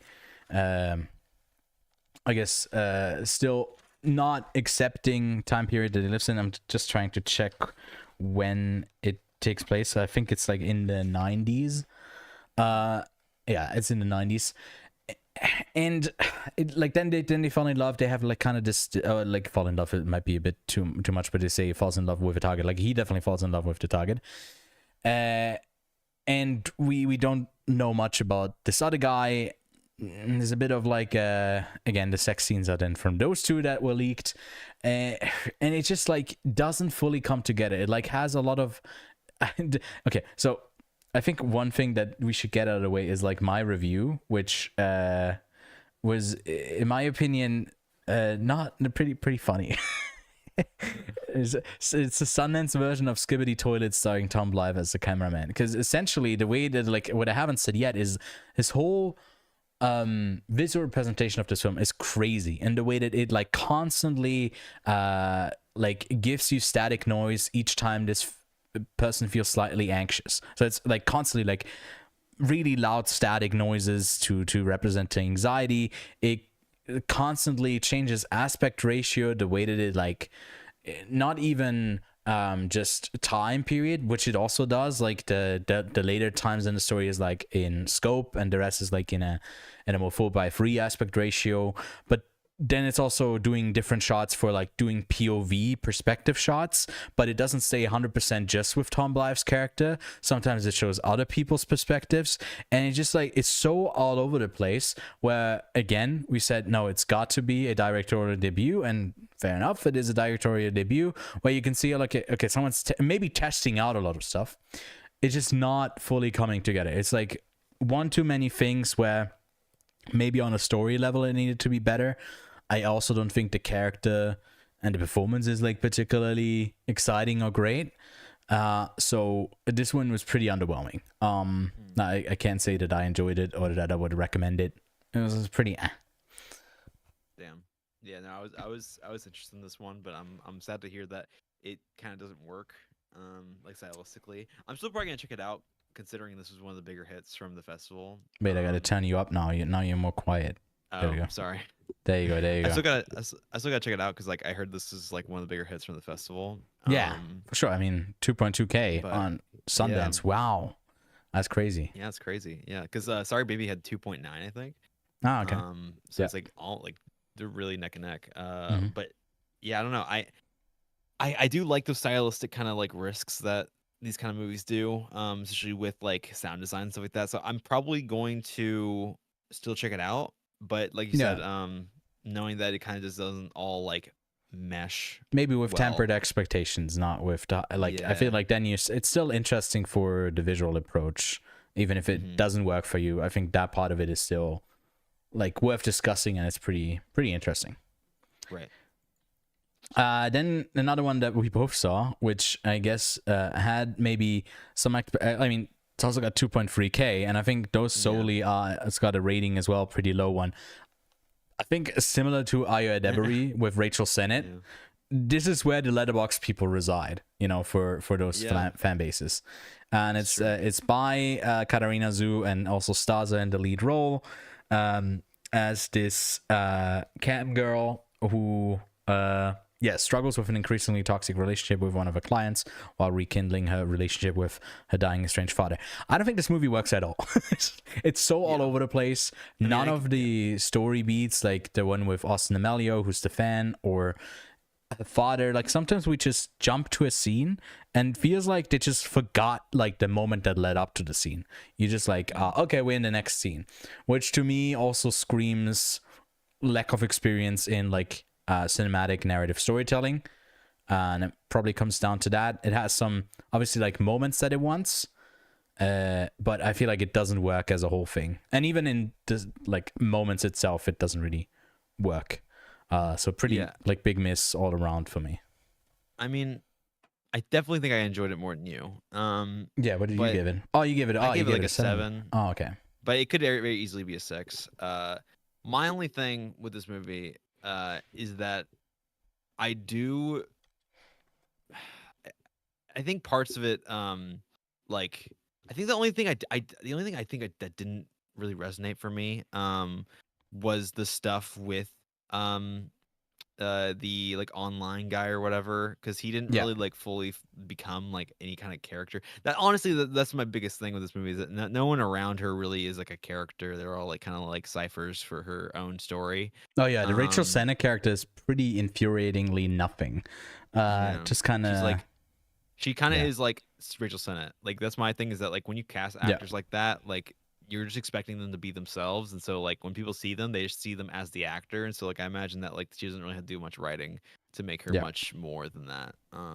But I personally, I did find it entertaining, and I thought like the exploration of like sexuality was maybe not like too interesting, especially considering like sexuality is like a big focus of like a lot of stuff in this film festival. So like I've seen it done better already, but I did like the Katarina Zhu, like her like performance. I know a lot of people didn't like it. I thought she was pretty decent in it. I think the way this movie is shot is interesting to me. I feel like it's done a lot in like a lot of close-ups and a lot of shaky cam, but in a way where it's like focusing on little like mannerisms and things that these characters do with their hands and their body and their faces. And I really like that element to it. Especially considering the movie is so focused on like the body, like the physical body, especially like the sexual self. I feel like I'm maybe overanalyzing it, but I found stuff to enjoy about it. I definitely don't think it's like as good as like anything else in the dramatic category, really. But well, one thing we'll mention later, it's definitely better than that. But no, I found stuff to enjoy about it. I definitely don't think it's like a mess, but I think it's like underwritten. That's like my biggest critique of it. Yeah, something about it feels a bit incomplete to me, but and I also don't think like the target audience of this is going to like, if that makes sense. If this movie got leaked a bunch, it probably would work in its favor, because that's where it would be consumed best, in like some clips of the film, not in the whole story, in my opinion. All right, then we got Andre is an Idiot, which is this documentary that is actually a documentary this time, about a brilliant idiot who's dying because he didn't get a colonoscopy. And that's sort of I guess it's not really a comedic tone just yet in the description, but this guy who's a really silly goof, who just is I guess always trying to take the world in one step at a time, not really overthinking a lot of his decisions, even his own mortality. You see him make this approach towards, well, I don't want to just be sad until I die, but I'm just going to continue living the same way that I have. And I think on a level of like, okay, now we're holding the camera for the rest of your life onto you, and maybe how you change that, because dying does change you as a person. Like that part of it to me in this movie was quite interesting. I just also think that this movie wanted us to really love this guy and how like funny and lighthearted and everything he is. I just don't think he was as charming as I think he thought he was. So those were a bit of the shortcomings to me, where like we have to endure his behavior a bunch, when I think like towards the end, when it does become a bit more like a sobering diagnosis, like he will die. I wish it would have spent a bit more time in that, because I think it, especially for like how not fatalistic, how like ultimately it is about his own mortality, and he actually has to come to grasp of it. Grasp that. I think it would have been lovely to spend a bit more time in that, but then I also see why maybe there's a lesser footage there, because you definitely see him like degrade in a way as well, and that kind of slip away. So I think on a meta level, this movie works a bit better than it actually does on like what you get to see, but like the in between the ellipses, not just in the editing, but also in his real life. To me, the most powerful thing about the film. But yeah, I'm pretty much in the same boat. I think a lot of the comedy doesn't really work for. Yeah, sorry. A lot of the comedy doesn't work for me. I think he's, like you said, not really as charming as his friend. Especially when his brother talks about him. I understand he's his brother, and his brother loves him so much. But his brother always calls him like a genius and all this kind of stuff. And I kind of always get I roll my eyes at that a little bit, just because, like, man. I don't know. It feels a little like indulgent. And I understand this movie's about him. It's about him. He's passing away. I understand that. Everyone deserves to have their story told. But I think the way this movie goes about telling his story, especially in the first half, I wasn't really into. The back half was more interesting to me. There is one decision it makes in that back half, especially in the ending, that I did not like at all. I don't know if you know what I'm talking about. don't know if the very ending. The very ending. Wait, let me grab my notes. So I don't want to say it, but yeah. But I'm just wondering if because I did have notes for this one. No, my last thing in the was like, side note, I don't love the font. So there was something about the font that I didn't like. Yeah, but I don't. But it's like the final monologue. Yeah, I think I didn't have any. Oh, man, I wish I could say it. No, I think I do know what you mean. Yeah, no. Yeah, to me, yeah, no, a lot of this movie doesn't really work. But I essentially, because it's someone coming to terms with dying, I feel like it's almost like something where you can't look away, and it's always, no matter the person you are, it's always kind of interesting if you verbalize that, because usually people are, when people aren't around, if they're like on the verge of dying, to talk about it some more. So having a movie that is about that process, I feel like, is always interesting, but it feels so performative on levels that are quite grating and exhausting. Right. That I don't know. It's all right. But it's not much more than all right. Again, we've arrived at the part of like our coverage where like we're talking about the right movies. This one was not an interesting one. This was a story that takes place in Hong Kong. There's Isabelle Huppert in it, French actress, and this is a bit all over the place. So it's like a part of it. This was also in the next category, right? And it makes a lot of sense that it's in there, but only for the reason of there's a VR game that people are playing in it, where they basically put this like sunglass thing, almost, I don't know, it lights up with neon as well a bit, and they're in search of a deer. And it's an online world where you can go to a variety of places that is obviously for, I guess, budgeting reasons, and also just for easier execution. It's also photoreal, I guess. And they're trying to go after this deer, and it's never really explained like why they really want to go after them. But there's a bunch of hunters that are in there. Like it's giving a bit Ready Player One in that way. But it's about like art as well. Like this, it starts off with like two guys who work for like a mafia guy who also collects art, and then the daughter of the artist wants to get back some of the artworks. And although I did not like, I paid attention to this movie fully, I just felt like I kept missing stuff, because it was jumping from a lot of these different ideas. And like the mafia thing, it's not a crime movie at all. It's more of a drama, where she then goes to her like stepmother Sabine in Paris, who like split up with her dad like a long time ago. And she's like in ailment, so she wants, like, our lead here, Ren, goes there to support her in a way, but she doesn't really want to support. So it's like a lot of different things. And to me, like, the biggest selling point was when I like, this looks stunning. I think like the cinematography was like, okay, this got to be pretty sick. And then they had, I think, this preview image for it, and it's like, damn, that looks sick. This is, by the way, like pretty late in the movie. It's just I like, the deer is obviously like a message, an allegory that then gets explored later in the film. I don't think it's as deep as they want it to be. And these are the VR goggles that they wear.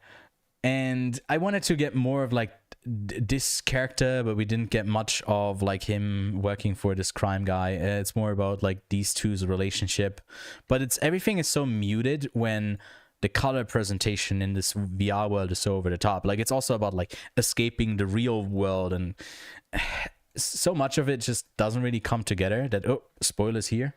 We'll get to that. Wait, where are we? No, there we are. I was a bit underwhelmed. I was really looking forward to this one, and it's also not the first movie. The last one that Flora Lau did was like over 10 years ago. Yeah, I heard this movie was pretty good, actually. But I mean, this is crazy. I've seen it. Yeah.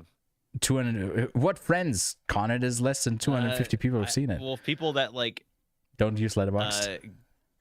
Go on the high seas to find these like really obscure movies. Yeah. But I mean, this already has more logs on Letterboxd, which I guess 2013, and it wasn't as active. But it's decent. It doesn't hold like the images that were shared in promotion for it. Unfortunately, better than the movie itself. But yeah, that's lots. And then we have another one that only I saw. The version of Quarry Lake, again, because we didn't get to see Train Dreams. Like, well, I have to wait for my next train at like 5 in the morning, and it was like 3:30. So okay, let's watch just another movie, we said, and we loaded up this one, and it like is completely in the mold of this festival movie that has a lot of like long shots there's either like an animal or like nature, and you just are supposed to like it's supposed to be get more tense the longer the shot holds and create this eerie atmosphere.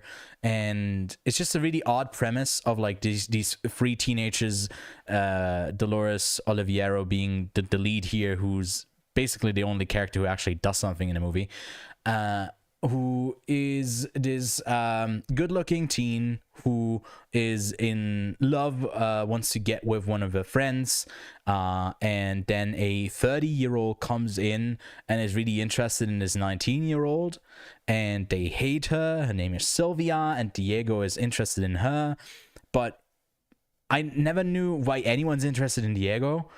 I get the part with Sylvia and how they present her, but it is so boring. This movie was so boring and like didn't get anywhere, and it was just like this underlying thing of like, we hoped it was I hoped it was more horror adjacent, because it's like unlocking this ancient dark power through her grandmother, like cursing Sylvia, and then stuff is supposed to happen. But the movie also opens with someone in the neighborhood just beating up a homeless guy almost to the brink of like death, and then his cart is in the street the whole time and is like leaking blood, and it's just like weird imagery for the sake of just having it there. And a lot of it is just like, okay, so what was the point? What's the story we're telling? So maybe someone from, I think in Argentina is where it takes place. Like on the brink of like the great economic crisis of the year 2001. I don't know if it wanted to be like a bit more of a period piece of that time right there, but I feel like if it did, it didn't succeed to get me at least interested in it. All around pretty disappointing movie to me. I gave this one a 3 out of 10. Yeah, I mean, I haven't really heard anything about it, so it kind of makes sense that it would like kind of. And also, like I said, some of these world cinema dramatic movies, like they fit a certain like mold of a kind of like weird very very very slow drama. Like, you can either have a Cactus Pears, or I guess you can have this, where it's like one is like very intentionally slow and like has like a very like meditative vibe, whereas this just sounds like very aimless. Yeah, she's also such a. It had the funniest shot, because I mean, that would be spoilers, so I can't talk about it. But it has some pretty graphic stuff that like this lead character gets progressively worse in the way that like it reminded me a bit of Jennifer Spotty. But some of the CGI of like the bloodier stuff is like, it looked so unfinished. I was like, well, I guess they had unfinished CGI, but they also were shooting with an unfinished script. Because a lot of the moments are just like holding and there's nothing happening, no characters, no tensions, no one's looking at each other. It's just like holding for no reason. So it was quite frustrating, quite a frustrating thing. And I think for international cinema, if it's good, they will wait a couple of months. In May, in Cannes, it will premiere. And then there's a couple more options later in the year. But I think that's the place where you get like the creme de la creme of like the best films that are going to be like the best international films. They make it into that competition. And not at Sundance. I think you find the best US dramatic and maybe certain premieres. I think Sundance is definitely a movie for great American film and not really for international stuff. Like that, those things kind of get lost more often than not. But speaking of a great American movie. God. This one's a stinker, bro. This one is horrible. So basically, this is like about this couple that tries to smuggle in cabbages into a nation that's banned cabbages.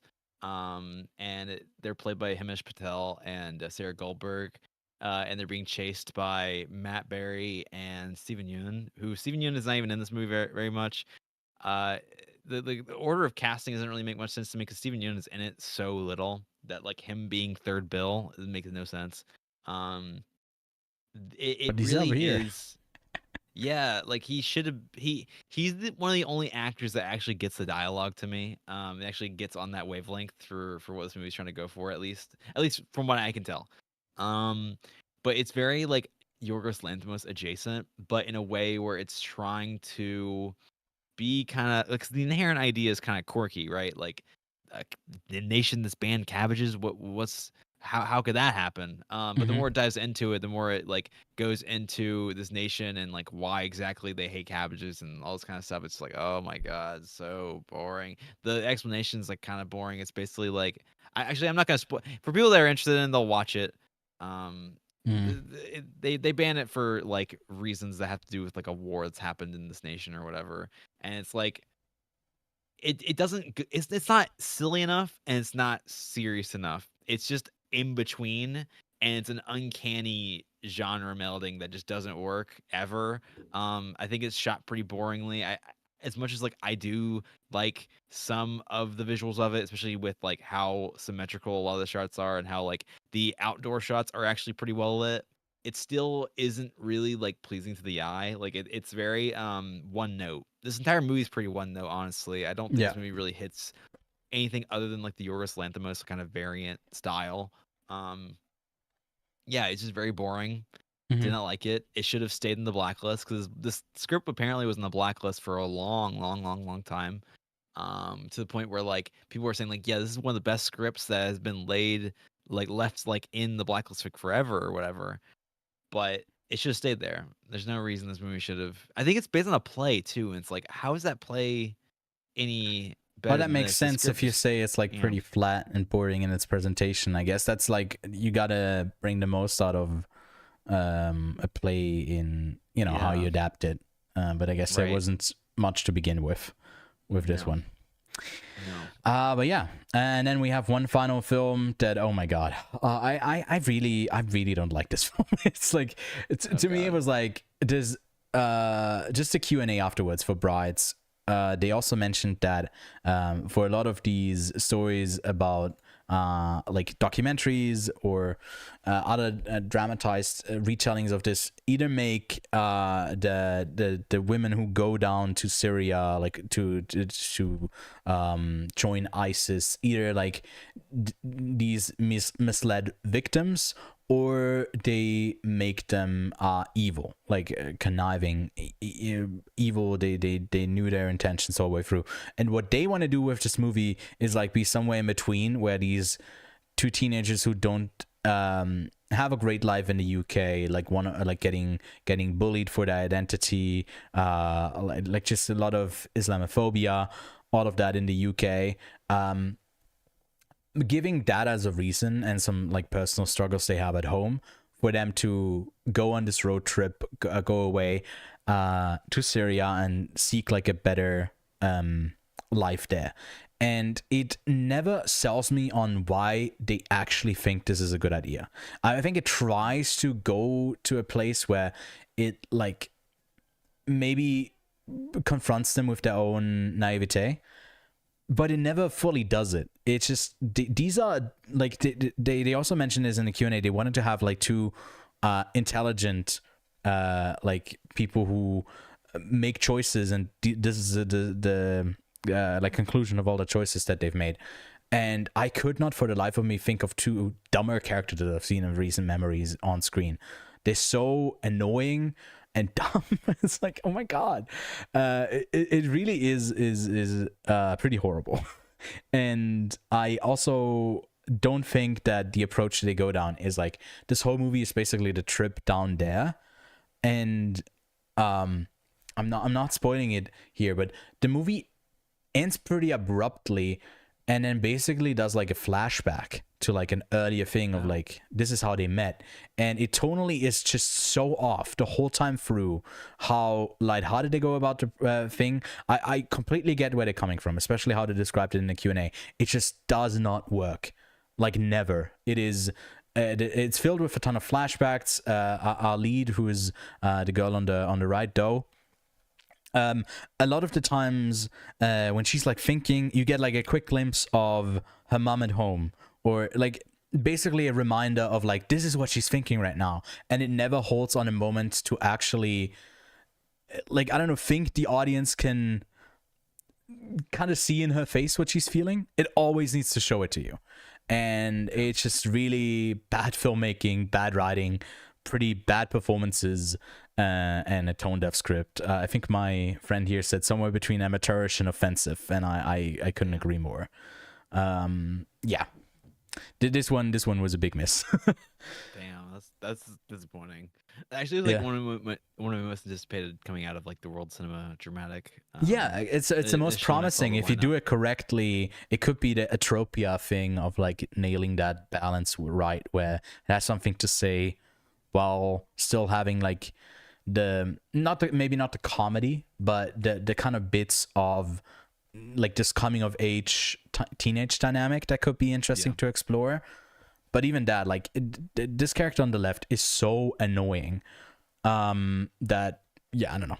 She's just so annoying. She's loud for no reason. She's threatening. She's violent. She's angry the whole time. And it's just, she seems like a spoiled idiot most of the time. I just did not have, for two characters who you're supposed to have empathy with, I just was not feeling for them at all. Was this one picked up by Neon? Or not picked up, but was it produced by Neon? Oh yeah, Neon Films. Yeah. Damn. Okay. Again, maybe I'm in the minority here, although Zach from Intercut NDY, I didn't give it like raving reviews, but it's not as disliked by as much as I disliked it by other people. So, and also not a ton of people have seen it, so you might get something out of it. I just thought it was pretty annoying, and my least favorite of the festival. Yeah. No, there's a lot of stinkers. I can't really say I'm interested in it. Like, knowing all that. Again, I don't think, at least maybe it was more on the public side, but I think overall, if we look at it, to me, this festival didn't have like a DD that they had last year. That was like an outlier to me, as like, hey, this is a contender for, after I've seen hundreds of other films in the year, as like one of the best of the year. Sorry Baby is great, but I don't see it like later in the year stay in like top contention for me. So anything I've seen so far is really not, didn't get all, like, if you look at like we had Black Box Diaries that also premiered at Sundance, Past Lives, like, to me, at least on the online portion and also the discourse that I've seen around it, I just haven't heard about that movie even in the premiere section that would be up to that level. Obviously, like Train Dreams, Rebuilding, people have loved that, just not as much as maybe some other years at Sundance. Yeah, I mean, personally, I came out loving Black News. That's like my, if I'm honest with you, I'm gonna totally be frank with you. That's like one of my favorite movies I've seen in the past like 2 years. I legitimately think I like that more than a lot of movies I've seen past couple of years. So personally for me, I came out satisfied because that was the big one for me. I love Sorry Baby and I love Perfect Neighbor. I think it would have been different if I had seen Train Dreams and Twinless. I think it would have been a bit different. Wish those weren't taken down. That's my only worry I was going to mention to you once we got through them, is that like next year. I just don't think they're going to do online. I know you mentioned that like they probably will. It's just I on the get worried basis about of it. $30 per ticket, a couple of sold out screenings that like what is it with at least like 1K tickets that they sold online. So that's 30K per movie if they sold out. It's a couple $100,000 that they make with the online portion that I just don't see them get rid of it. It's just I don't know if they can. Yeah, but I think parts of it that is like a big risk is like the leaks. If the leaks get worse, the problem with that is that these movies are like up for sale for distribution, and if some of these movies leak that way, But especially if they leak like in clips, right? So we were also discussing this with my friend who did press for it, which thanks to him I got to see a couple of films and I didn't have to break my bank for it. Break my bank, I break the bank. I don't know what the saying is. It's again at the end of these festivals the words just splatter out, but they don't mean anything anymore. But he said, like, in a way, does it truly matter for distribution, or does it just show that it's like there's an inherent interest for, it's not like the full movie leaked, right? It was always clips, and as long as you contain that, I guess maybe people got the whole movie in some way. So later on, once it gets a release, they could upload it again. But there's always that risk now, I guess, and there's always has been. Yeah. I don't know if you can. Yeah, I think for me, from my only thing is that they don't want to like scare away distributors and like buyers from the potential leaks. And now that like they seem like a problem, especially with movies that have like sex scenes. Apparently, that's like the only reason why people are leaking them is 'cause the sex scenes, because people are horny. Which is crazy. But I just can't like see them at least not being more strict about it next year. I don't really know what software they would do. There's like the software that teachers do for like schools in the States, where like it basically like monitors your entire browser while you're like watching a movie. But it seems like that would be like a privacy issue. I don't really know what. I mean, what I can say is that for the press ones that we got that we watched on a TV, it did not have like a watermark in it, and for the ones that I think both of you like on mine, it had my like email address on it. So and it always flashed it a bit, but I think no matter how protective you are, these clips, these leaks that are happening, you can't ever protect someone just putting up their phone and recording something. Because I mean, I guess that's true. Because if you think about it, like people were doing the same thing with Agrodrift and for Megalopolis. Oh my god, I keep mixing those two. People were doing the same things when those released in festivals, where they were just recording the screen and shit like that. So like that could be true, that it's just unavoidable with just like premiering any film at a festival. They've opened Pandora's box in a way of like making the whole film festival online, and I don't think it helps. Like if they relocate before next year or the year after, which I think isn't happening, then they could very much say it's an in-person only festival again. But if they keep the same location, the same kind of vibe going, I feel like at least some of the stuff, especially the like worldwide cinema stuff that no one is really watching, it just would be like they're missing out on money, onshore money. But again, I don't know. I think the decision to delete them was also pretty tone deaf and dumb. So I don't know what they think is the right call to make next year. It just ruins it for a lot of people. Because for me, like, I don't have enough money to travel to Utah or whatever, right? Like, I can barely go to my local film festival whenever that happens, because there's so few films that premiere there. So it's just like, it's a really expensive thing and like endeavor to do. So it's like to make it online to at least help people. I remember during the pandemic when like Eventive, I can't remember what that site is called. Yeah. Like I would like get a lot of online screeners from there, and that would be really fun too. It's like back when this shit was like openly available, it was very convenient and very nice to actually be able to attend these film festivals and give a lot of these movies that would have have like a lack of viewership more viewership, you know? Yeah. That's another thing, is that like movies like Mad Bills or like Obex or even like Cactus Pears, like I can't imagine those getting as much viewership just outside of a festival. When would you be talking about them? You know, if they just like a weekly release in like 100 theaters around the States, like they never get any traction.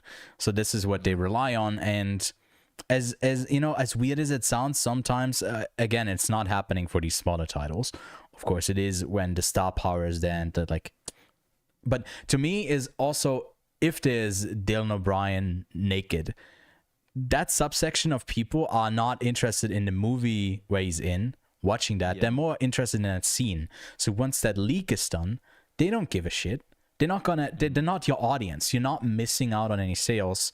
But like you said, I think it's more for the acquisitions to like market around Sundance, which this year, anyways, was pretty like we got Sorry Baby that got bought by A24 for 8 million. Neon picked up Together for 15. Netflix bought Train Dreams for like high tens, and I assume there's like some smaller titles that maybe got sold here and there, but those are the three big ones, I think. And so there's not a lot of movement. No. So yeah, it feels like a year where a lot of the Sundance titles are 2026 releases at best, and some will just kind of strand in the sphere of nothingness. Which sucks, but we'll have to see what comes out in the later film festivals this year. I mean, I know that like the Berlinale and then Cannes is like soon, and then South by Southwest and stuff like that. So it's like there's a lot of stuff coming out, but like it was kind of disappointing to see like you know, a lot of the in-person stuff this year is not being too great. Like I heard, like you said, Together, I heard that was pretty fun. Yeah, I heard If I Had Legs, I'd Kick You was and to be fair, what is weird about like Sundance is that I think out of the Berlinale, there will be way more people talking about that stuff.